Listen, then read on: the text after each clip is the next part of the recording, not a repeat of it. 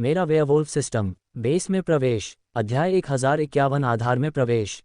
Dean और रिकल दोनों अपने रास्ते पर आगे बढ़ते रहे, एक उत्खनन स्थल से बाहर निकले और आगे अस्थायी बेस की ओर बढ़ गए। यद्यपि यह एक अस्थायी बेस था, फिर भी इसका क्षेत्रफल बहुत बड़ा था।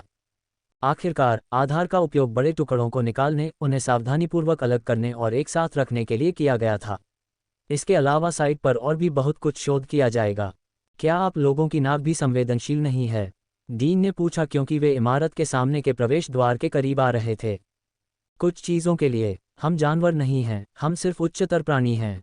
हमारी सभी इंद्रियां औसत मनुष्य की तुलना में बेहतर हैं, इसलिए वे आपकी तरह अच्छी तरह से काम नहीं करती हैं। मेरा मतलब है, आपकी तरह ही, रिकल ने उत्तर दिया। यदि आप पूछ रहे हैं कि क्या मुझे पता था कि यहाँ लोग हैं या नहीं, तो इसका उत्तर है हाँ, मुझे पता था। हालांकि मैं जानना चाहता था कि उनकी प्रतिक्रिया क्या होगी। पहले तो उनके व्यवहार को देखकर मुझे लगा कि वे सिर्फ एनआईआरवी के कर्मचारी हैं, लेकिन ये बिल्कुल स्पष्ट है कि उन्होंने संस्थापकों से भी कुछ ऊपर रखा है। तो कुछ तो चल रहा है, और प्रवेश करने से पहले मुझे लगता है कि बेहतर होगा कि आप अपनी तलवार बाहर रखें, रिकल ने मुस्कुराते हुए कहा। डीन ने जैसा कहा गया था वैसा ही किया और अपने गिटार केस से तलवार निकाल ली, लेकिन इस बार गिटार केस को अपनी पीठ पर रखा। रिकल के नेतृत्व करने के बजाय वह पहले आगे बढ़े। उन्होंने पहले स्वागत क्षेत्र में प्रवेश किया, और वहां जो बात काफ़ी अजीब थी वह ये थी कि वहां स्टाफ की कमी थी।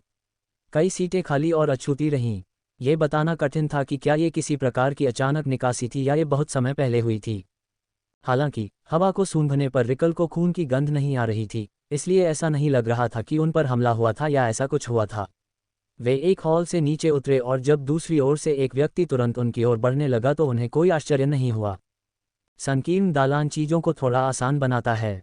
डीन ने अपनी तलवार तान दी और उसकी नोक से एक चमकदार ऊर्जा निकली, जिसने अल्टेड के पूरे शरीर को ढक लिया जब तक कि कुछ भी नहीं बचा। वे दोनों गलियारे में आगे बढ़ते रहे और अंततः एक स्लाइडिंग सुरक्षित दरवाजे के पास पहुंचे। इससे कोई फर्क नहीं पड़ा, क्योंकि डीन ने अपना ब्लेड घुमाया और दरवाजे का ऊपरी आधा हिस्सा गिर गया। दूसरी तरफ एक बड़ा कमरा था। यह एक प्रशिक्षण हॉल जैसा दिखता है, डीन ने अंदर एक कदम बढ़ाते हुए कहा। दीवारों पर खरोंचें, क्या वे यहाँ भी जानवर बना रहे थे? क्या इसका मतलब यह है कि उनके पास घोंसला क्रिस्टल था? यह एकमात्र तरीका है जिससे वे और मुझ पर एक एहसान कर सकते हैं, रिकल ने कहा। क्या आप मेरे लिए एक को जीवित छोड़ सकते हैं? कई रिट्रीवर्स संक्रमित उन दोनों की ओर दौड़े। अपनी तलवार का प्रयोग करते हुए डीन ने एक तलवार को छोटे विस्फोट से उड़ा दिया जो अल्टेड के शरीर के मध्य में लगी और वे हवा में उड़ गईं, लेकिन वे पहले की तरह विघटित नहीं हुईं। इसके ठीक बाद डीन ने तलवार का प्रयोग किया और उसे इधर उधर घुमाया, जिससे उसकी ओर आ रहे अंक कट गए और यहाँ तक कि हवा में उड़ रहे एक अल्टेड को भी दो टुकड़ों में काट दिया।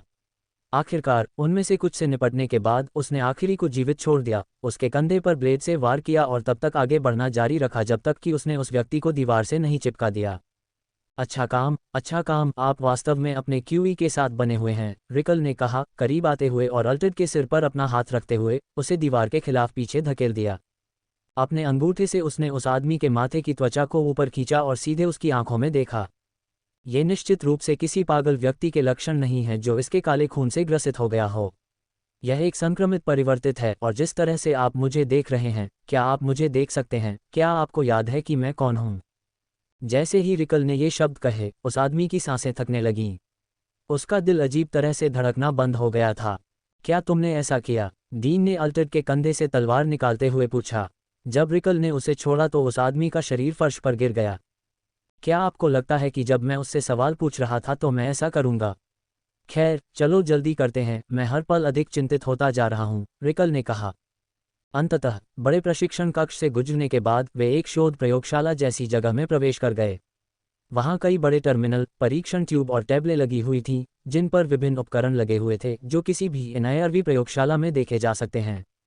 हालांकि बाकी जगह की तरह यह भी पूरी तरह खाली था, और जब रिकल टर्मिनल की ओर बढ़ा तो उसने देखा कि यह अभी भी चालू था। अभी भी गर्मी है, रिकल ने कहा। इसका मतलब यह है कि टर्मिनल को 1 घंटे के भीतर कुछ काम करना था। क्या आप अंदर आ सकते हैं? क्या आप मूर्खतापूर्ण प्रश्न नहीं पूछ सकते? रिकल ने जवाब दिया और टाइप करना शुरू कर दिया तथा सारी जानकारी ढूंढने लगा। बेस पर जो कुछ भी हो रहा था, और वह रम्पर की निजी फाइलों में भी घुस गया था। तो इसमें क्या लिखा है? डीन ने पूछा। बड़ी संख्या में संक्रमित जीवाश्म और जानवर पाए गए। रम्पर स्वयं उनसे छुटकारा पा रहा था। प्रयोग फाइलों के आधार पर उन्होंने बड़ी मात्रा में सीरम बनाए हैं, और उसे वन गैंग को ये देने के लिए पैसे मिल रहे थे। यही तो आपने कहा था, है ना? पूरी बात के बारे में? डीन ने पूछा। नहीं, वह सीरम लेने के लिए वन गैंग को पैसे दे रहा था, रिकल ने जवाब दिया। यही बात इस पूरी बात को अजीब बनाती है। मुझे देखना है, ये कब शुरू हुआ? उन्होंने पाया कि वहाँ बहुत सारे संक्रमित जानवर हैं। क्या यह इस साइट से संबंधित था? रिकल ने तब तक तेजी से टाइप करना शुरू कर दिया जब तक कि उसे अंततः कुछ नहीं मिल गया। हमें यहीं जाना है, यहीं से चीज़ें शुरू हुईं। मुझे इस सब के बारे में बुरा लग रहा है। चलो तुरंत साइट पर चलते हैं, रिकल ने आदेश दिया। संपर्क TOS मेरा वेयरवुल्फ सिस्टम। जिस व्यक्ति से मैं सबसे अधिक डरता हूँ वह वही है। अध्याय 1052 जिस व्यक्ति से मैं सबसे अधिक डरता हूँ वह वही है।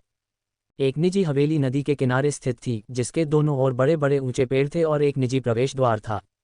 शहर का दौरा करते समय लोगों के लिए यह देखने लायक दृश्य था। जैसे ही वे बड़े पुल को पार करते या दूसरी ओर से गाड़ी चलाते, कई लोग हवेली को देखते और उसकी ओर इशारा करते, विस्मय से देखते। उन्हें आश्चर्य हुआ कि किस प्रकार का व्यक्ति ऐसी विलासिता में रह सकता है। ऐसी जगह का मालिक होने के लिए किसी को किस प्रकार का व्यक्ति होना चाहिए? बात यह थी कि वास्तव में किसी को भी ये प्रश्न पूछने की आवश्यकता नहीं थी, क्योंकि शहर में हर कोई जानता था कि यह हार्वोर का है। बाहर सूरज की रोशनी में बैठे हार्वोर कई मेहमानों के साथ अपने भव्य बगीचे में आराम कर रहे थे। उसने धूप का चश्मा पहना हुआ था और अपना टॉप उतार रखा था। गर्मी के बावजूद उसके शरीर से पसीना नहीं आ रहा था, लेकिन उसे धड़कन महसूस हो रही थी। क्या आपको लगता है कि चीजें बढ़ेंगी? हार्वोर ने अपनी बर्फ जैसी ठंडी बियर का एक बड़ा घूंट लेते हुए पूछा। उन्हें ऐसा नहीं करना चाहिए, स्टैनली ने उसी मेज पर बैठकर और अपने टैबलेट पर टैप करते हुए कहा। उनके पास ऐसा कुछ भी नहीं है जो वे पा सकें और इसे आप पर थोपने का कोई सबूत नहीं है। वह उसी समय अपना फ़ोन भी देख रहा था और कई चीज़ों पर काम करने की कोशिश कर रहा था। व्हाइट रोज़ के पास केवल कुछ ही विकल्प हैं, भले ही उन्हें कुछ मिल जाए। वे इतने मूर्ख नहीं होंगे कि अकेले हमारे खिलाफ जाएं। चाहे कुछ भी हो, इससे आपकी योजना में देरी हुई है, स्टैनली ने समझाया। इस समय हार्वोर घर में नज़रबंद थे। चूंकि व्हाइट रोज़ नदी में कुछ खोदने में कामयाब हो गया था, इसलिए जांच में बाधा डालने से बचने के लिए उसे मुख्य संदिग्ध के रूप में अपना घर छोड़ने की अनुमति नहीं दी गई। वह आखिरी व्यक्ति था जिसे देखा गया था, लेकिन हार्वोर चिंतित नहीं था। उसकी ताकत के कारण वे चाहकर भी उसे गिरफ्तार नहीं कर सकते थे, और यही बात स्टैनली भी कह रहा था। स्टैनली के टैबलेट से कुछ खरोंचें सुनाई दी और उस पर दबाव डालने पर एक कैमरा फीड दिखाई दिया, जिसमें घर का सामने का हिस्सा और दरवाजे पर एक विशेष व्यक्ति दिखाई दे रहा था। क्या ये सफ़ेद गुलाब है? क्या वे हमें फिर से परेशान करने आए हैं? मैं सोचने लगा हूं कि बेहतर होगा कि उन सभी को एक प्रकार की दुर्घटना में गायब कर दिया जाए, हार्वोर ने बड़बड़ाया। ये बुद्धिमानी नहीं होगी। ब्री परिवार हम पर, हाउलर्स पर और संभवतः ल्यूपस गैंग पर भी नज़र रख रहा है। हालांकि मुझे उन सभी को बाहर निकालने की आपकी क्षमता पर भरोसा है, लेकिन उसमें व्हाइट रोज़ जोड़ना आपके लिए भी बहुत ज़्यादा हो सकता है। स्टैनली ने अपना चश्मा वापस अपने चेहरे पर दबा लिया। ये रम्पर है, स्टैनली ने कहा। उसे अंदर लाओ। कुछ सदस्यों ने दरवाजे पर रम्पर का स्वागत किया और उसे अपने दोनों ओर से पकड़ना शुरू कर दिया, तथा उसे घर के अंदर तब तक खींचते रहे जब तक कि वे अंततः उसे पीछे नहीं ले आए। मुझे छोड़ दो, मुझे छोड़ दो, बेवकूफ़ों, रम्पर चिल्लाया और उसने अपनी बाहें घुमाईं, जिसमें उसके हाथों में धातु का ब्रीफकेस भी शामिल था। और आज आपको यहाँ देखकर मुझे जो खुशी हुई, उसका श्रेय मैं किसको देता हूँ? हार्वोर ने बिना सिर घुमाए पूछा। मुझे पता है कि मैं हमारी पिछली बैठक में आने में असफल रहा, लेकिन मुझे यकीन है कि आप भी समझ सकते हैं कि सब कुछ चल रहा होने के बावजूद मैं ऐसा करने में असमर्थ क्यों था। इससे पहले कि रम्पर करीब आ पाता, राशि चक्रों में से एक टेरेंस ने अपना हाथ आगे बढ़ाकर उसका रास्ता रोक दिया। आपको अब इस समस्या को हल करने की आवश्यकता है, रम्पर चिल्लाया। ये पूरी बात गड़बड़ है। अभी मैंने जो कुछ भी किया है उसकी जांच रिकल से करवाई है। किसी तरह वह ये सब समझने में कामयाब हो गया है। आप कितने जंगली और लापरवाह रहे हैं, मैं केवल आपको ही दोषी ठहरा सकता हूँ। हार्वोर ने अपने पे का एक और बड़ा घूंट लिया और रम्पर को अपनी मेज से ज़्यादा दूर नहीं स्थित कुर्सी पर बैठने के लिए आमंत्रित किया। रम्पर ने स्वीकार कर लिया, लेकिन वह अभी भी चौंक गया और हिल गया। तो ऐसा लगता है कि आपके एक सह संस्थापक को अंततः पता चल गया कि आप क्या कर रहे थे, है ना? तुम्हें पता था कि ये दिन आएगा, तो फिर तुम इतने डरे हुए क्यों हो? मैंने कहा कि आप कभी भी यहाँ आ सकते हैं और मैं आपकी रक्षा करूँगा। ये हमारे सौदे का हिस्सा था, तो समस्या क्या है? हार्वोर ने पूछा। ठीक है, हमारे सौदे से आपको सब कुछ बनाने में मदद मिली, रम्पर ने कहा। संक्रमित समाधानों को निचले स्तर के शहरों में फैलाने के बदले में मैंने आपके पूरे AFC व्यवसाय को वित्तपोषित किया। इसके अलावा मैंने आपके गिरोह को मजबूत करने के लिए सामान्य परिवर्तित समाधान भी प्रदान किए। ये सुरक्षा आपको मुझे देनी है और मुझे खुशी है कि आपको ये याद है। जब तक आपको ये याद है। आसमान की ओर देखते हुए हार्वोर को प्रयोगशाला में बिताए अपने दिन याद आ रहे थे। ये शर्म की बात है, मेरे पास विकल की बहुत अच्छी यादें हैं। आप तीनों अल्टेड प्रोजेक्ट का हिस्सा थे और आपने मुझे वह बनने में मदद की जो मैं आज हूँ। हालांकि अंत में आप ही थे जिन्होंने मुझसे संपर्क किया। तो चिंता मत करो, मेरी वफादारी तुम्हारे साथ है। लेकिन आपको डरने की जरूरत नहीं है। क्या आपके पास बहुत सारे रिट्रीवर्स नहीं हैं? हार्वोर इसे महसूस कर सकता था, भले ही रम्पर अपने घर में था, उसके सहित कई मजबूत अल्टेड से घिरा हुआ था, फिर भी वह डरा हुआ था। क्या गलत है? हार्वोर ने पूछा। आप समझ ही नहीं रहे हैं, रम्पर ने कहा। यदि हम टिंट से निपट रहे होते तो ये ठीक होता। लेकिन जो इस सब पर गौर कर रहा है वह रिकल है। मैं जानता हूं कि हम खुद को 3 संस्थापक कहते हैं, लेकिन ये सिर्फ कागज पर है। संपूर्ण एनआईआरवी का विचार शुरू से ही रिकल का था। ड्रैगन की जाति को पुनर्जीवित करना चाहते हैं ये सब। वह आदमी, वह ऐसे काम करने में सक्षम है जो मानवीय नहीं है। रम्पर ने कहा, हर किसी में से वह आदमी है जिससे मैं दुनिया में सबसे ज्यादा डरता हूं, आपसे भी ज्यादा। योजक चिन्ह, योजक चिन्ह, योजक चिन्ह। संपर्क TOS मेरा वेयरवुल्फ सिस्टम। उन्हें एक एक करके प्राप्त करना। अध्याय 1053 उन्हें एक एक करके प्राप्त करना। जांच का एक और दौर चल रहा था जिसमें व्हाइट रोज और स्थानीय पुलिस बल साथ मिलकर काम कर रहे थे। वे उस आखिरी जगह पर लौट आए थे जहां हर कोई जानता था कि ज़ेडन को आखिरी बार देखा गया था, जो लड़ाई का मैदान था। ये पुनर्निर्माण के बीच में था, इसलिए उस दिन से इसका उपयोग नहीं किया गया था, लेकिन जांच जारी रहने के बाद से काम रोक दिया गया था। पुलिस पर नजर रखें, एलियाह रिंग में चिल्लाया। सुनिश्चित करें कि साक्ष्य का प्रत्येक भाग उचित तरीके से एकत्रित किया जाए तथा प्रयोगशाला में भेजा जाए। क्या आपको यकीन है कि हमारी मदद कर रहे पुलिस बल के सामने ऐसा कहना बुद्धिमानी होगी? अन्य एजेंटों में से एक ने पूछा। नहीं, ये और भी बेहतर है कि वे जानते हैं कि हम सख्त ध्यान दे रहे हैं, एलिजा ने उत्तर दिया। वैसे भी ये सब कानून के आदेश हैं। ये हमारा शहर नहीं है। इस शहर का स्वामित्व वन गैंग के पास है। इसमें कोई आश्चर्य की बात नहीं होगी यदि पूरा स्थानीय पुलिस बल उसकी जेब में हो। वास्तव में, यदि वे ऐसा न करते तो मुझे और अधिक आश्चर्य होता। एलिजा अपने जूतों पर नीला आवरण लगाए रिंग में खड़े होकर बड़े मंच की ओर देख रहे थे। ईमानदारी से कहूं तो मुझे संदेह है कि हमें कुछ मिलेगा। एलिजा ने सोचा, हमने पहले भी एक बार इस स्थान की जांच की थी और कुछ भी न मिलने पर उनके पास ये स्पष्ट करने का भी समय था कि हम क्या चूक गए थे। हम बस समय खरीद रहे हैं और मैं चाहता हूं कि कानून शांत हो जाए।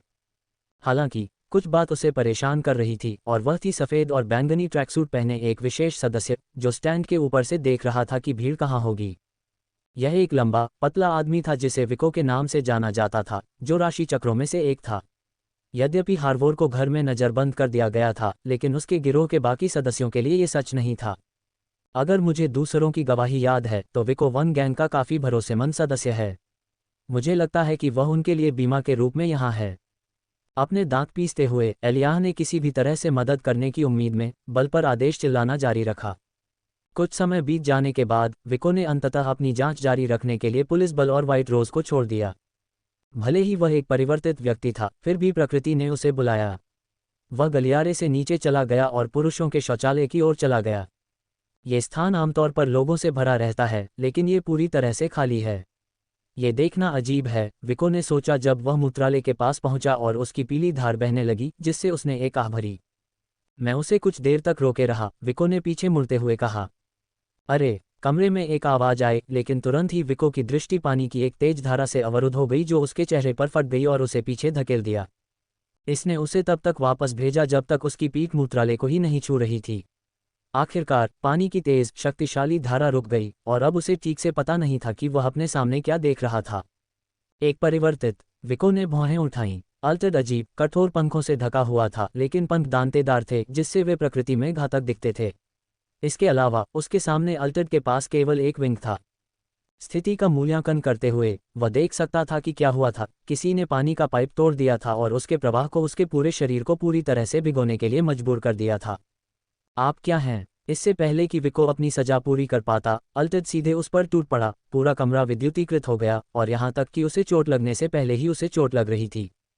फिर एक कठोर, दांतेदार पीला हाथ उसके पेट के ठीक किनारे से फट गया। तुम कुतिया! विको चिल्लाया। वह रूपांतरित नहीं हुआ था, वह एक शब्द भी नहीं बोल सका। यह एक आश्चर्यजनक हमला था, लेकिन ऐसी परिस्थितियों में उन पर इस तरह हमला कौन करेगा? हाउलर्स व्हाइट रोज के साथ कोई कदम नहीं उठाएंगे, और जब इस तरह की चीज़ों की बात आती है तो व्हाइट रोज कभी भी इतना निर्लज नहीं था। नीचे देखते हुए विको ने दूसरे की आंखों में देखा और उसे एहसास हुआ। तुम शिन हो। शिन का हाथ उस आदमी के शरीर में घुसा, उसके शरीर के सभी पंख, जिसमें उसके पंख के पंख भी शामिल थे, अत्यधिक शक्ति से भर गए और मौलिक ऊर्जा उसके शरीर से बाहर निकल गई। उसका हाथ अभी भी विको के अंदर फंसा हुआ था और उसका पूरा शरीर बिजली के झटके से कांप रहा था, और यहाँ तक कि जलने की गंध भी आ रही थी। अतिरिक्त पानी के साथ उसकी मौलिक शक्ति अधिक बिजली का संचालन कर रही थी, जिससे यह विको के हर हिस्से को प्रभावित कर सकती थी।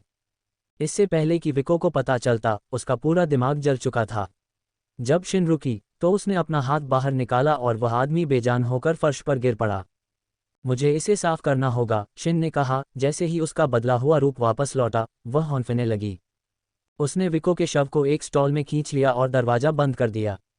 बाथरूम में अभी भी गंदगी थी, इसलिए वह जल्दी से दालान में गई और सफाईकर्मी की अलमारी में गई, जहां उसे एक खराब साइनबोर्ड मिला। पुरुषों के शौचालय के बाहर उसने आउट ऑफ ऑर्डर का बोर्ड लगा दिया। उसे यकीन नहीं था कि इससे उसे ज़्यादा समय मिलेगा, लेकिन इससे उसे कुछ समय मिलेगा।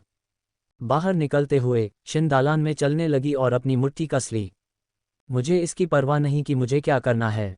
उन पर अचानक हमला करो, पीछे से हमला करो, उन्हें धोखा दो या अपने नंगे हाथों से उन्हें मार डालो। शिन ने मन ही मन सोचा, मैं उन सभी से छुटकारा पा लूंगा, मैं उनमें से हर एक से छुटकारा पा लूंगा। मैं ज़ोडियाक से छुटकारा पा लूंगा और मैं सीधे तुम्हारे पास आऊंगा, हार्वर्ड।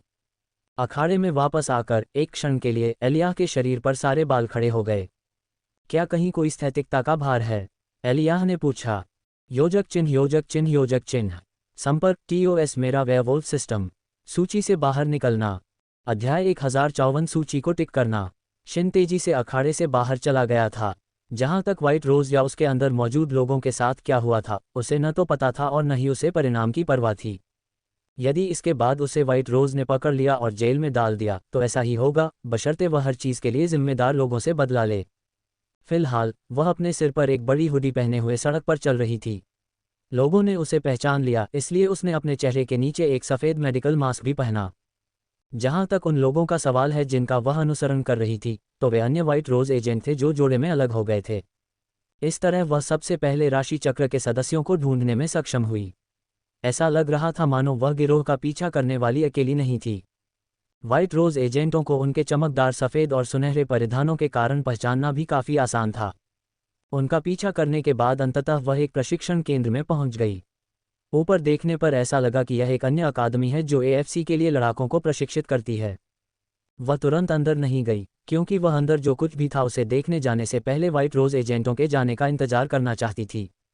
सड़क के दूसरी ओर प्रतीक्षा करते समय एक व्यक्ति था जिसके बारे में वह चिंतित थी। मुझे आश्चर्य है कि गैरी अब कैसा कर रहा है, शिन ने सोचा, और मुझे आश्चर्य है कि वह मेरे ये सब करने के बारे में क्या सोचेगा। अपने विचारों में खोई हुई उसने अंततः व्हाइट रोज के सदस्यों को बाहर जाते देखा। वह अभी भी अंदर जाने से पहले 1 मिनट या उससे अधिक इंतजार करना चाहती थी, ये देखने के लिए कि वे किससे मिल रहे हैं, लेकिन उसे ज़ोडियाक्स के एक अन्य सदस्य को परिचित सफ़ेद और बैंगनी ट्रैकसूट में बाहर आते देखने में देर नहीं लगी। यह विलियम है, वन गैंग के ज़ोडियाक्स में से एक। AFC में उनकी रैंकिंग 18 है, लेकिन अफवाहों के अनुसार यदि उन्हें अपने लुक की इतनी परवाह नहीं होती तो उनकी रैंकिंग और भी ऊंची हो सकती थी। अब भी शिन उस आदमी को एक छोटा गोल पॉकेट मिरर निकालते और अपने सुनहरे जेल लगे बालों को ठीक करते हुए देख सकता था। अन्य राशि चक्र सदस्यों की तरह उसका सामना करना अच्छा नहीं होगा। मुझे इंतजार करना होगा और सही अवसर देखना होगा, शिन ने सोचा। और मुझे उन्हें यथाशीघ्र बाहर निकालना होगा, इससे पहले कि उन्हें पता चले और वे सतर्क हो जाएं। अकादमी छोड़ने के बाद वह कुछ समय तक विलियम के पीछे पीछे सड़क के दूसरी ओर रही। दुर्भाग्यवश एक बीप की आवाज़ आए और वह देख सकी कि वह कार में बैठ रहा है। बकवास, मुझे उसका अनुसरण करना होगा। शिन ने चारों ओर देखा और जल्दी से एक गली में प्रवेश कर गया।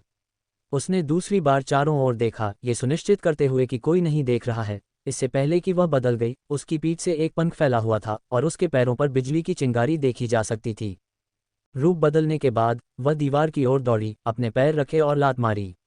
वह अविश्वसनीय रूप से तेज गति से आगे बढ़ रही थी और चढ़ते समय दीवार के करीब रही। आखिरकार वह इमारत के शीर्ष पर पहुंची और खुद को ऊपर खींच लिया। जिस क्षेत्र में वे थे वह काफ़ी विकसित था। वहां कोई विशाल गगनचुंबी इमारतें तो नहीं थीं, लेकिन फिर भी चीज़ें छठी मंजिल के आसपास ही थीं। जब तक वह छतों के बीच में रहती तब तक बहुत अधिक लोग उसे दौड़ते हुए नहीं देख पाते, वैसे भी वे इस पर ज़्यादा ध्यान नहीं देते। कार आगे बढ़ रही थी और शिन अपनी क्षमता का उपयोग करते हुए तेजी से छतों पर दौड़ रही थी। जैसे ही उसने अपना सिर घुमाया, उसने देखा कि कार दाहिनी ओर मुड़ रही है, इसलिए उसे जल्दी से वहां पहुंचना था। वह सपाट छत के पार दौड़ी और फिर असाधारण ऊंचाई पर उस पर कूद गई, अपनी शक्तियों का उपयोग करके उसे बढ़ावा दिया और दूसरी तरफ उतर गई। वह आराम नहीं कर रही थी क्योंकि वह आगे बढ़ रही थी। हालांकि मेरे लिए विलियम को अकेले पाने का कोई मौका नहीं हो सकता है, लेकिन एक मौका है कि वह मुझे दूसरों तक ले जा सकता है। हाल ही में राशियों को ढूंढना थोड़ा कठिन हो गया है। इसे ध्यान में रखते हुए शिन ने उसका पीछा करना जारी रखा और वह जल्द ही कार को पुल के क्षेत्र की ओर जाते हुए देख सकती थी। पुल को देखकर उसे वह दिन याद आ गया, यादें ताज़ा हो गईं तथा उसमें और भी अधिक प्रयास करने की इच्छा जागृत हुई। उसकी छतें खत्म हो रही थीं, इसलिए उसने नीचे छलांग लगाने का निर्णय लिया और सीधे खाली पिकअप ट्रक पर निशाना साधा। उतरने से कुछ क्षण पहले उसने अपनी मौलिक शक्तियों का प्रयोग करते हुए गति धीमी कर ली और ट्रक में बैठ गई। गाड़ी चला रहे व्यक्ति ने ज्यादा ध्यान नहीं दिया और एक क्षण के लिए पीछे खड़ी गाड़ियों में तेज रोशनी दिखाई दी, जिसके कारण उन्हें अपनी गति वापस पाने से पहले ही अपनी गति धीमी करनी पड़ी। शिन ने कभी कभार पिकअप ट्रक से झांका और उसने देखा कि विलियम के साथ कार एक चक्कर लगा रही थी, मुख्य सड़क पर रहने या पुल पार करने के बजाय जंगल की ओर जा रही थी। वह बिल्कुल सही समय पर बाहर कूद गई थी और ऊंचे पेड़ों की आड़ के लिए आभारी थी। अब वह बहुत अधिक ध्यान आकर्षित किए बिना जमीन पर दौड़ सकती थी। वह कहाँ जा रहा है? आखिर यह जगह क्या है? शिन को आश्चर्य हुआ। तभी कार गेट पर ही रुक गई। गेट खुलने से पहले उसने कुछ क्षण इंतजार किया और कार अंदर जाने लगी। जैसे ही गेट के दरवाजे बंद हो रहे थे और कार आगे बढ़ रही थी, शिन फिसल गई और गेट को अपने पीछे बंद होने दिया। अब वह कुछ ही दूरी पर साफ सुथरी कटी घास पर एक बड़ी हवेली देख सकती थी। क्या ये हार्वोर का घर है? शिन ने सोचा। योजक चिन्ह योजक चिन्ह योजक चिन्ह। संपर्क TOS मेरा वेयरवुल्फ सिस्टम। तूफान के बीच में। अध्याय 1055 तूफान के बीच में। अपनी आंखों के सामने भव्य हवेली को देखकर शिन केवल एक ही व्यक्ति के बारे में सोच सकती थी जिसके पास इतनी संपत्ति होगी कि वह नदी के ठीक किनारे एक लग्जरी जगह खरीद सके। इतना ही नहीं, बल्कि एक अन्य राशि चक्र सदस्य का अनुसरण करने के बाद ये दिन की तरह स्पष्ट था कि वह कहाँ थी। जैसे ही वह बगीचे में खुले में खड़ी हुई, वह तेजी से आगे बढ़ी। उसने विलियम को घर के सामने के दरवाजे में प्रवेश करते देखा, उसे बिना ताले के खोला, जबकि वह बाहर किसी झाड़ी में छिप गई। विशेष क्षेत्रों में सावधानीपूर्वक हेजेज लगाए गए थे, यहाँ तक कि सामने की बाड़ से एक विशेष रूप से नक्काशीदार हिरन भी था। ऐसी जगह पर कोई गार्ड या कुछ भी नहीं। शिन ने सोचा, मुझे लगता है कि जब आपके पास राशि चक्र होते हैं और आप हार्वोर जितने मजबूत होते हैं, तो आपको गार्ड रखने की आवश्यकता महसूस नहीं होती है। उसने ध्यान से चारों ओर देखा कि कहीं और कुछ तो नहीं है। एकमात्र कैमरा जो वह देख सकती थी वह दरवाजे के सामने था। इस समय यहाँ रहना खतरनाक है, इस बात की पूरी संभावना है कि हार्वोर और अन्य राशि चक्र के सदस्य भी यहाँ हों। उसने अपना पैर वापस गेट की ओर घुमाते हुए सोचा। फिर भी किसी कारण से उसके शरीर ने हिलने से इनकार कर दिया, जाने से इनकार कर दिया। मुझे नहीं पता कि यहाँ कौन है, हो सकता है कि विलियम अकेला हो और हार्वोर भी यहाँ न हो सकता है कि कुछ राशियाँ यहाँ हो और अगर मैं उन्हें एक एक करके बाहर निकाल सकूं, तो ये सही मौका हो सकता है। मैं ये जाने बिना नहीं जा सकता कि आगे क्या होने वाला है। इससे पहले शिन को शांत और संयमित व्यक्ति के रूप में जाना जाता था और स्वस्थ दिमाग वाला कोई भी व्यक्ति यह जानता था कि ऐसा करना बहुत खतरनाक है। हालांकि दर्द, क्रोध और अन्य भावनाएं उसके तर्कसंगत विचार पर हावी हो रही थीं, और एक बार राशि चक्र में से एक को हटाने में सफल होने के बाद उसे विश्वास था कि वह ऐसा कर सकती है, क्योंकि उसके दिमाग में उसे ऐसा करना ही था। वह जल्दी से हवेली की ओर भागी और घुटनों के बल बैठ गई। उसका सिर खिड़की के ठीक नीचे था। घर के अंदर झांकने से पहले उसने ये सुनिश्चित किया कि उसे कुछ भी सुनाई न दे, यहाँ तक कि कदमों की आवाज़ भी न सुनाई दे। वह एक द्वीप, सोफा और एक अविश्वसनीय रूप से बड़े टीवी के साथ एक बड़ा रसोई क्षेत्र देख सकती थी। एक तरफ लगे शीशे से वह घर के दूसरी तरफ सीधे देख सकती थी, जिससे पीछे का बगीचा दिखाई देता था। हालांकि वह बाहर लोगों को देख सकती थी, लेकिन वह ये नहीं समझ सकी कि वे कौन थे। इसके बजाय उसने देखा कि उसका लक्ष्य विलियम उसकी ओर आ रहा है। उसने जल्दी से अपना सिर नीचे झुकाया और धीमे होते कदमों की आवाज़ सुनी।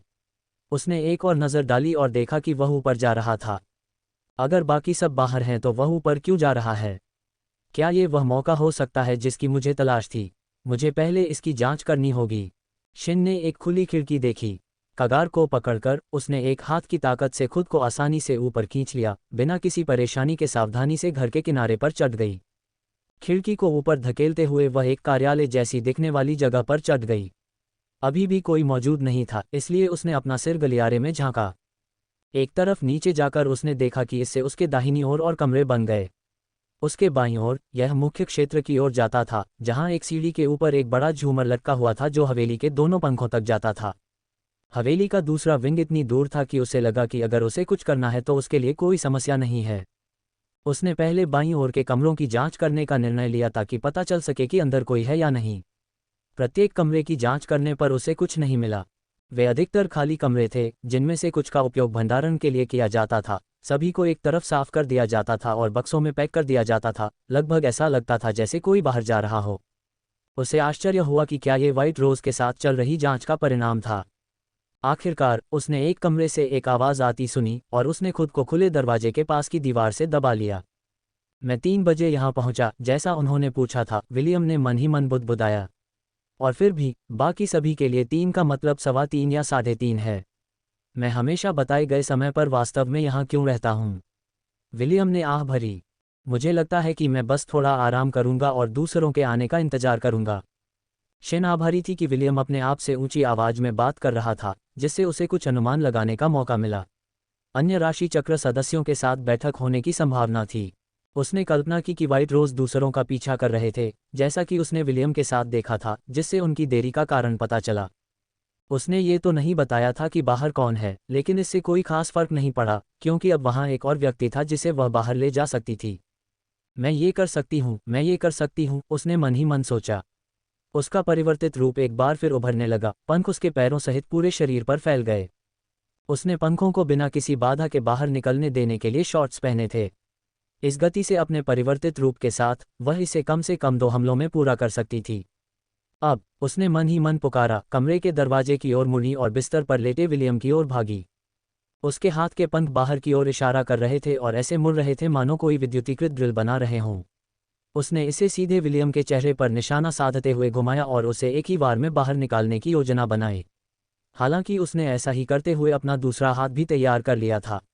आखिरकार ये बदल गए और वे राशियां जिनके साथ वह काम कर रही थी। उसका हाथ रुक गया था। उसने देखा कि विलियम ने उसे अपने नंगे हाथ से पकड़ लिया था। उसकी आंखें खुली हुई थीं। तुम क्या कर रहे हो, शिन? विलियम ने पूछा। योजक चिन्ह, योजक चिन्ह, योजक चिन्ह। संपर्क TOS, मेरा वेयरवुल्फ सिस्टम। मैं और तुम एक जैसे। अध्याय 1056, मैं और तुम एक ही। थोड़े ही समय में शिन अपना बदला लेने में सफल हो गई। अंदर ही अंदर वह जानती थी कि वह हार्वोर के पास नहीं जा सकती या उसकी बराबरी नहीं कर सकती। उसने देखा था कि वह क्या करने में सक्षम है। यही कारण है कि उसने अपने आसपास के लोगों को बाहर निकालने का फैसला किया था। यह एक कठिन कार्य था, लेकिन इस प्रक्रिया में वह अधिक निर्दयी बनना सीखेगी, अनगिनत चुनौतियों का सामना करेगी और शायद इतनी मजबूत भी हो जाएगी कि वह हार्वोर को भी हरा सके। जीवन भर उसने अपने सामने आने वाली कठिनाइयों पर विजय प्राप्त की और सोचा कि शायद वह अकेले भी ऐसा कर सकेगी। फिर भी जिस स्थिति में वह अभी थी, उसमें वह निराश महसूस कर रही थी। वह खुली घास पर खड़ी थी और उसने बड़ी संख्या में लोगों को मेजों पर बैठे देखा। हार्वोर धूप का चश्मा पहने वहां बैठा था। उसकी पीठ से उसका टैटू दिख रहा था और उसकी बांह पर एक निशान था। उसी मेज पर एक आदमी सफ़ेद लैब कोट पहने हुए था और बाकी लोगों की बात करें तो बाकी राशि चक्र वाले लोग आ चुके थे। उसने सोचा कि शायद हार्वोर को अपने सामने देखकर वह भड़क उठेगी और उसे नीचे गिराने की कोशिश करेगी। इसके बजाय उसका दिमाग तेजी से चल रहा था, क्योंकि उसने वन गैंग के सबसे ताकतवर लोगों को एक ही स्थान पर इकट्ठा होते देखा था। कुछ क्षणों के लिए उसकी नज़र अपोलो पर भी पड़ी। उसकी अभिव्यक्ति ने सब कुछ कह दिया। भले ही वह गैरी का दोस्त था, लेकिन इस स्थिति में वह कुछ नहीं कर सकता था। यहाँ तक कि हार्वोर के ठीक सामने होने के बावजूद ये सही समय नहीं था। उसके पास इससे बचने का कोई रास्ता नहीं था। मेरी सूची में जिन अंतिम 2 लोगों का मैं सामना करने जा रहा था वे स्टेनली और हार्वोर थे। वह शापित राशि चक्र सदस्य जो हमेशा उसके साथ रहता है, वह हार्वोर की लड़ाइयों के दौरान भी यहीं कहीं रहता है। वह एक अज्ञात चर है। इस स्थिति में केवल एक ही सही निर्णय था और उसने इसे लेने का निर्णय लिया था, भागना। पीछे मुड़ने पर उसके पैरों के पंख फैल गए और कंपन करने लगे, जिससे उसके पैरों के चारों ओर बड़ी मात्रा में पीले रंग की बिजली उत्सर्जित होने लगी। यह उसके कंधे से निकले उसके एक पंख तक पहुंच गया और फिर उसके शरीर के बाकी हिस्सों में फैल गया। वह मुड़ी और बिजली की एक सुरंग अपने ठीक पीछे छोड़कर चली गई। यदि कोई एक चीज थी जो उसके परिवर्तित रूप में अन्य चीजों से अधिक थी, तो वह थी गति। फिर भी केवल 4 कदम चलने के बाद वह एक ठोस दीवार से टकरा गई, जिससे वह अपने पैरों पर वापस गिर गई। मैं ऐसा व्यक्ति हूँ जो हमेशा अपना काम पूरा करता हूँ। आप बच नहीं सकते, स्टेनली ने कहा। तभी शिन को एहसास हुआ कि वह किससे टकरा गई थी। ये किसी भी प्रकार की दीवार नहीं थी, यह एक बड़ा पंख था।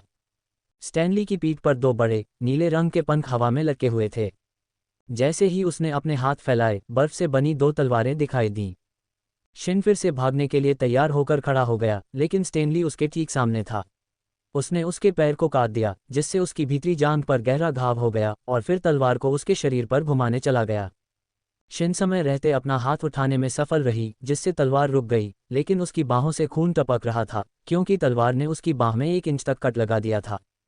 इसके बाद स्टैनली ने अपनी बनाई दोनों तलवारें छोड़ दीं और अपना हाथ उसके पैर की ओर घुमाया। एक और बर्फ की तलवार बनी, जो उसकी पिंडली की हड्डी के ठीक किनारे को छेदती हुई जमीन में चिपक गई। अपने दूसरे हाथ से स्टैनली ने उसकी गर्दन पकड़ ली और उसी क्षण उसका पूरा शरीर जमने लगा।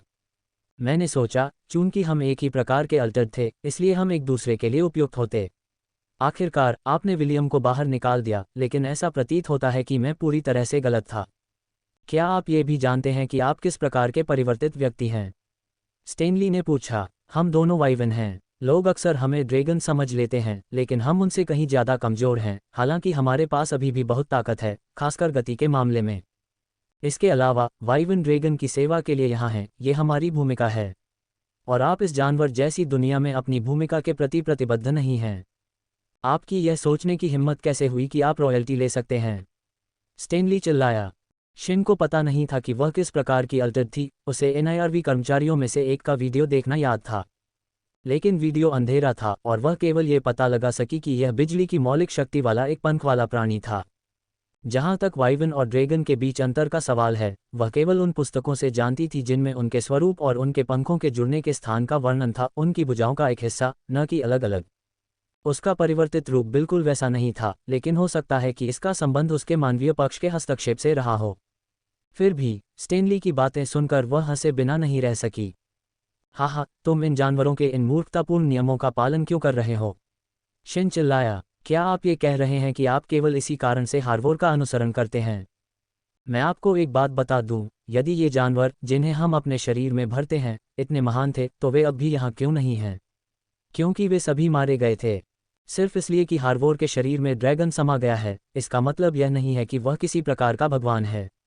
ड्रैगन गिर गए, और वह भी गिर जाएगा। अगर यह मैं नहीं हूं, तो कोई और काम करेगा। यद्यपि उसने किसी विशेष व्यक्ति का उल्लेख नहीं किया, फिर भी उसके मन में एक निश्चित व्यक्ति की छवि उभरी, और उसे आश्चर्य हुआ, क्या ज़ैडन ने भी यही देखा था? क्या यही वह व्यक्ति था जिस पर ज़ैडन ने भी अपनी उम्मीदें लगाई थीं?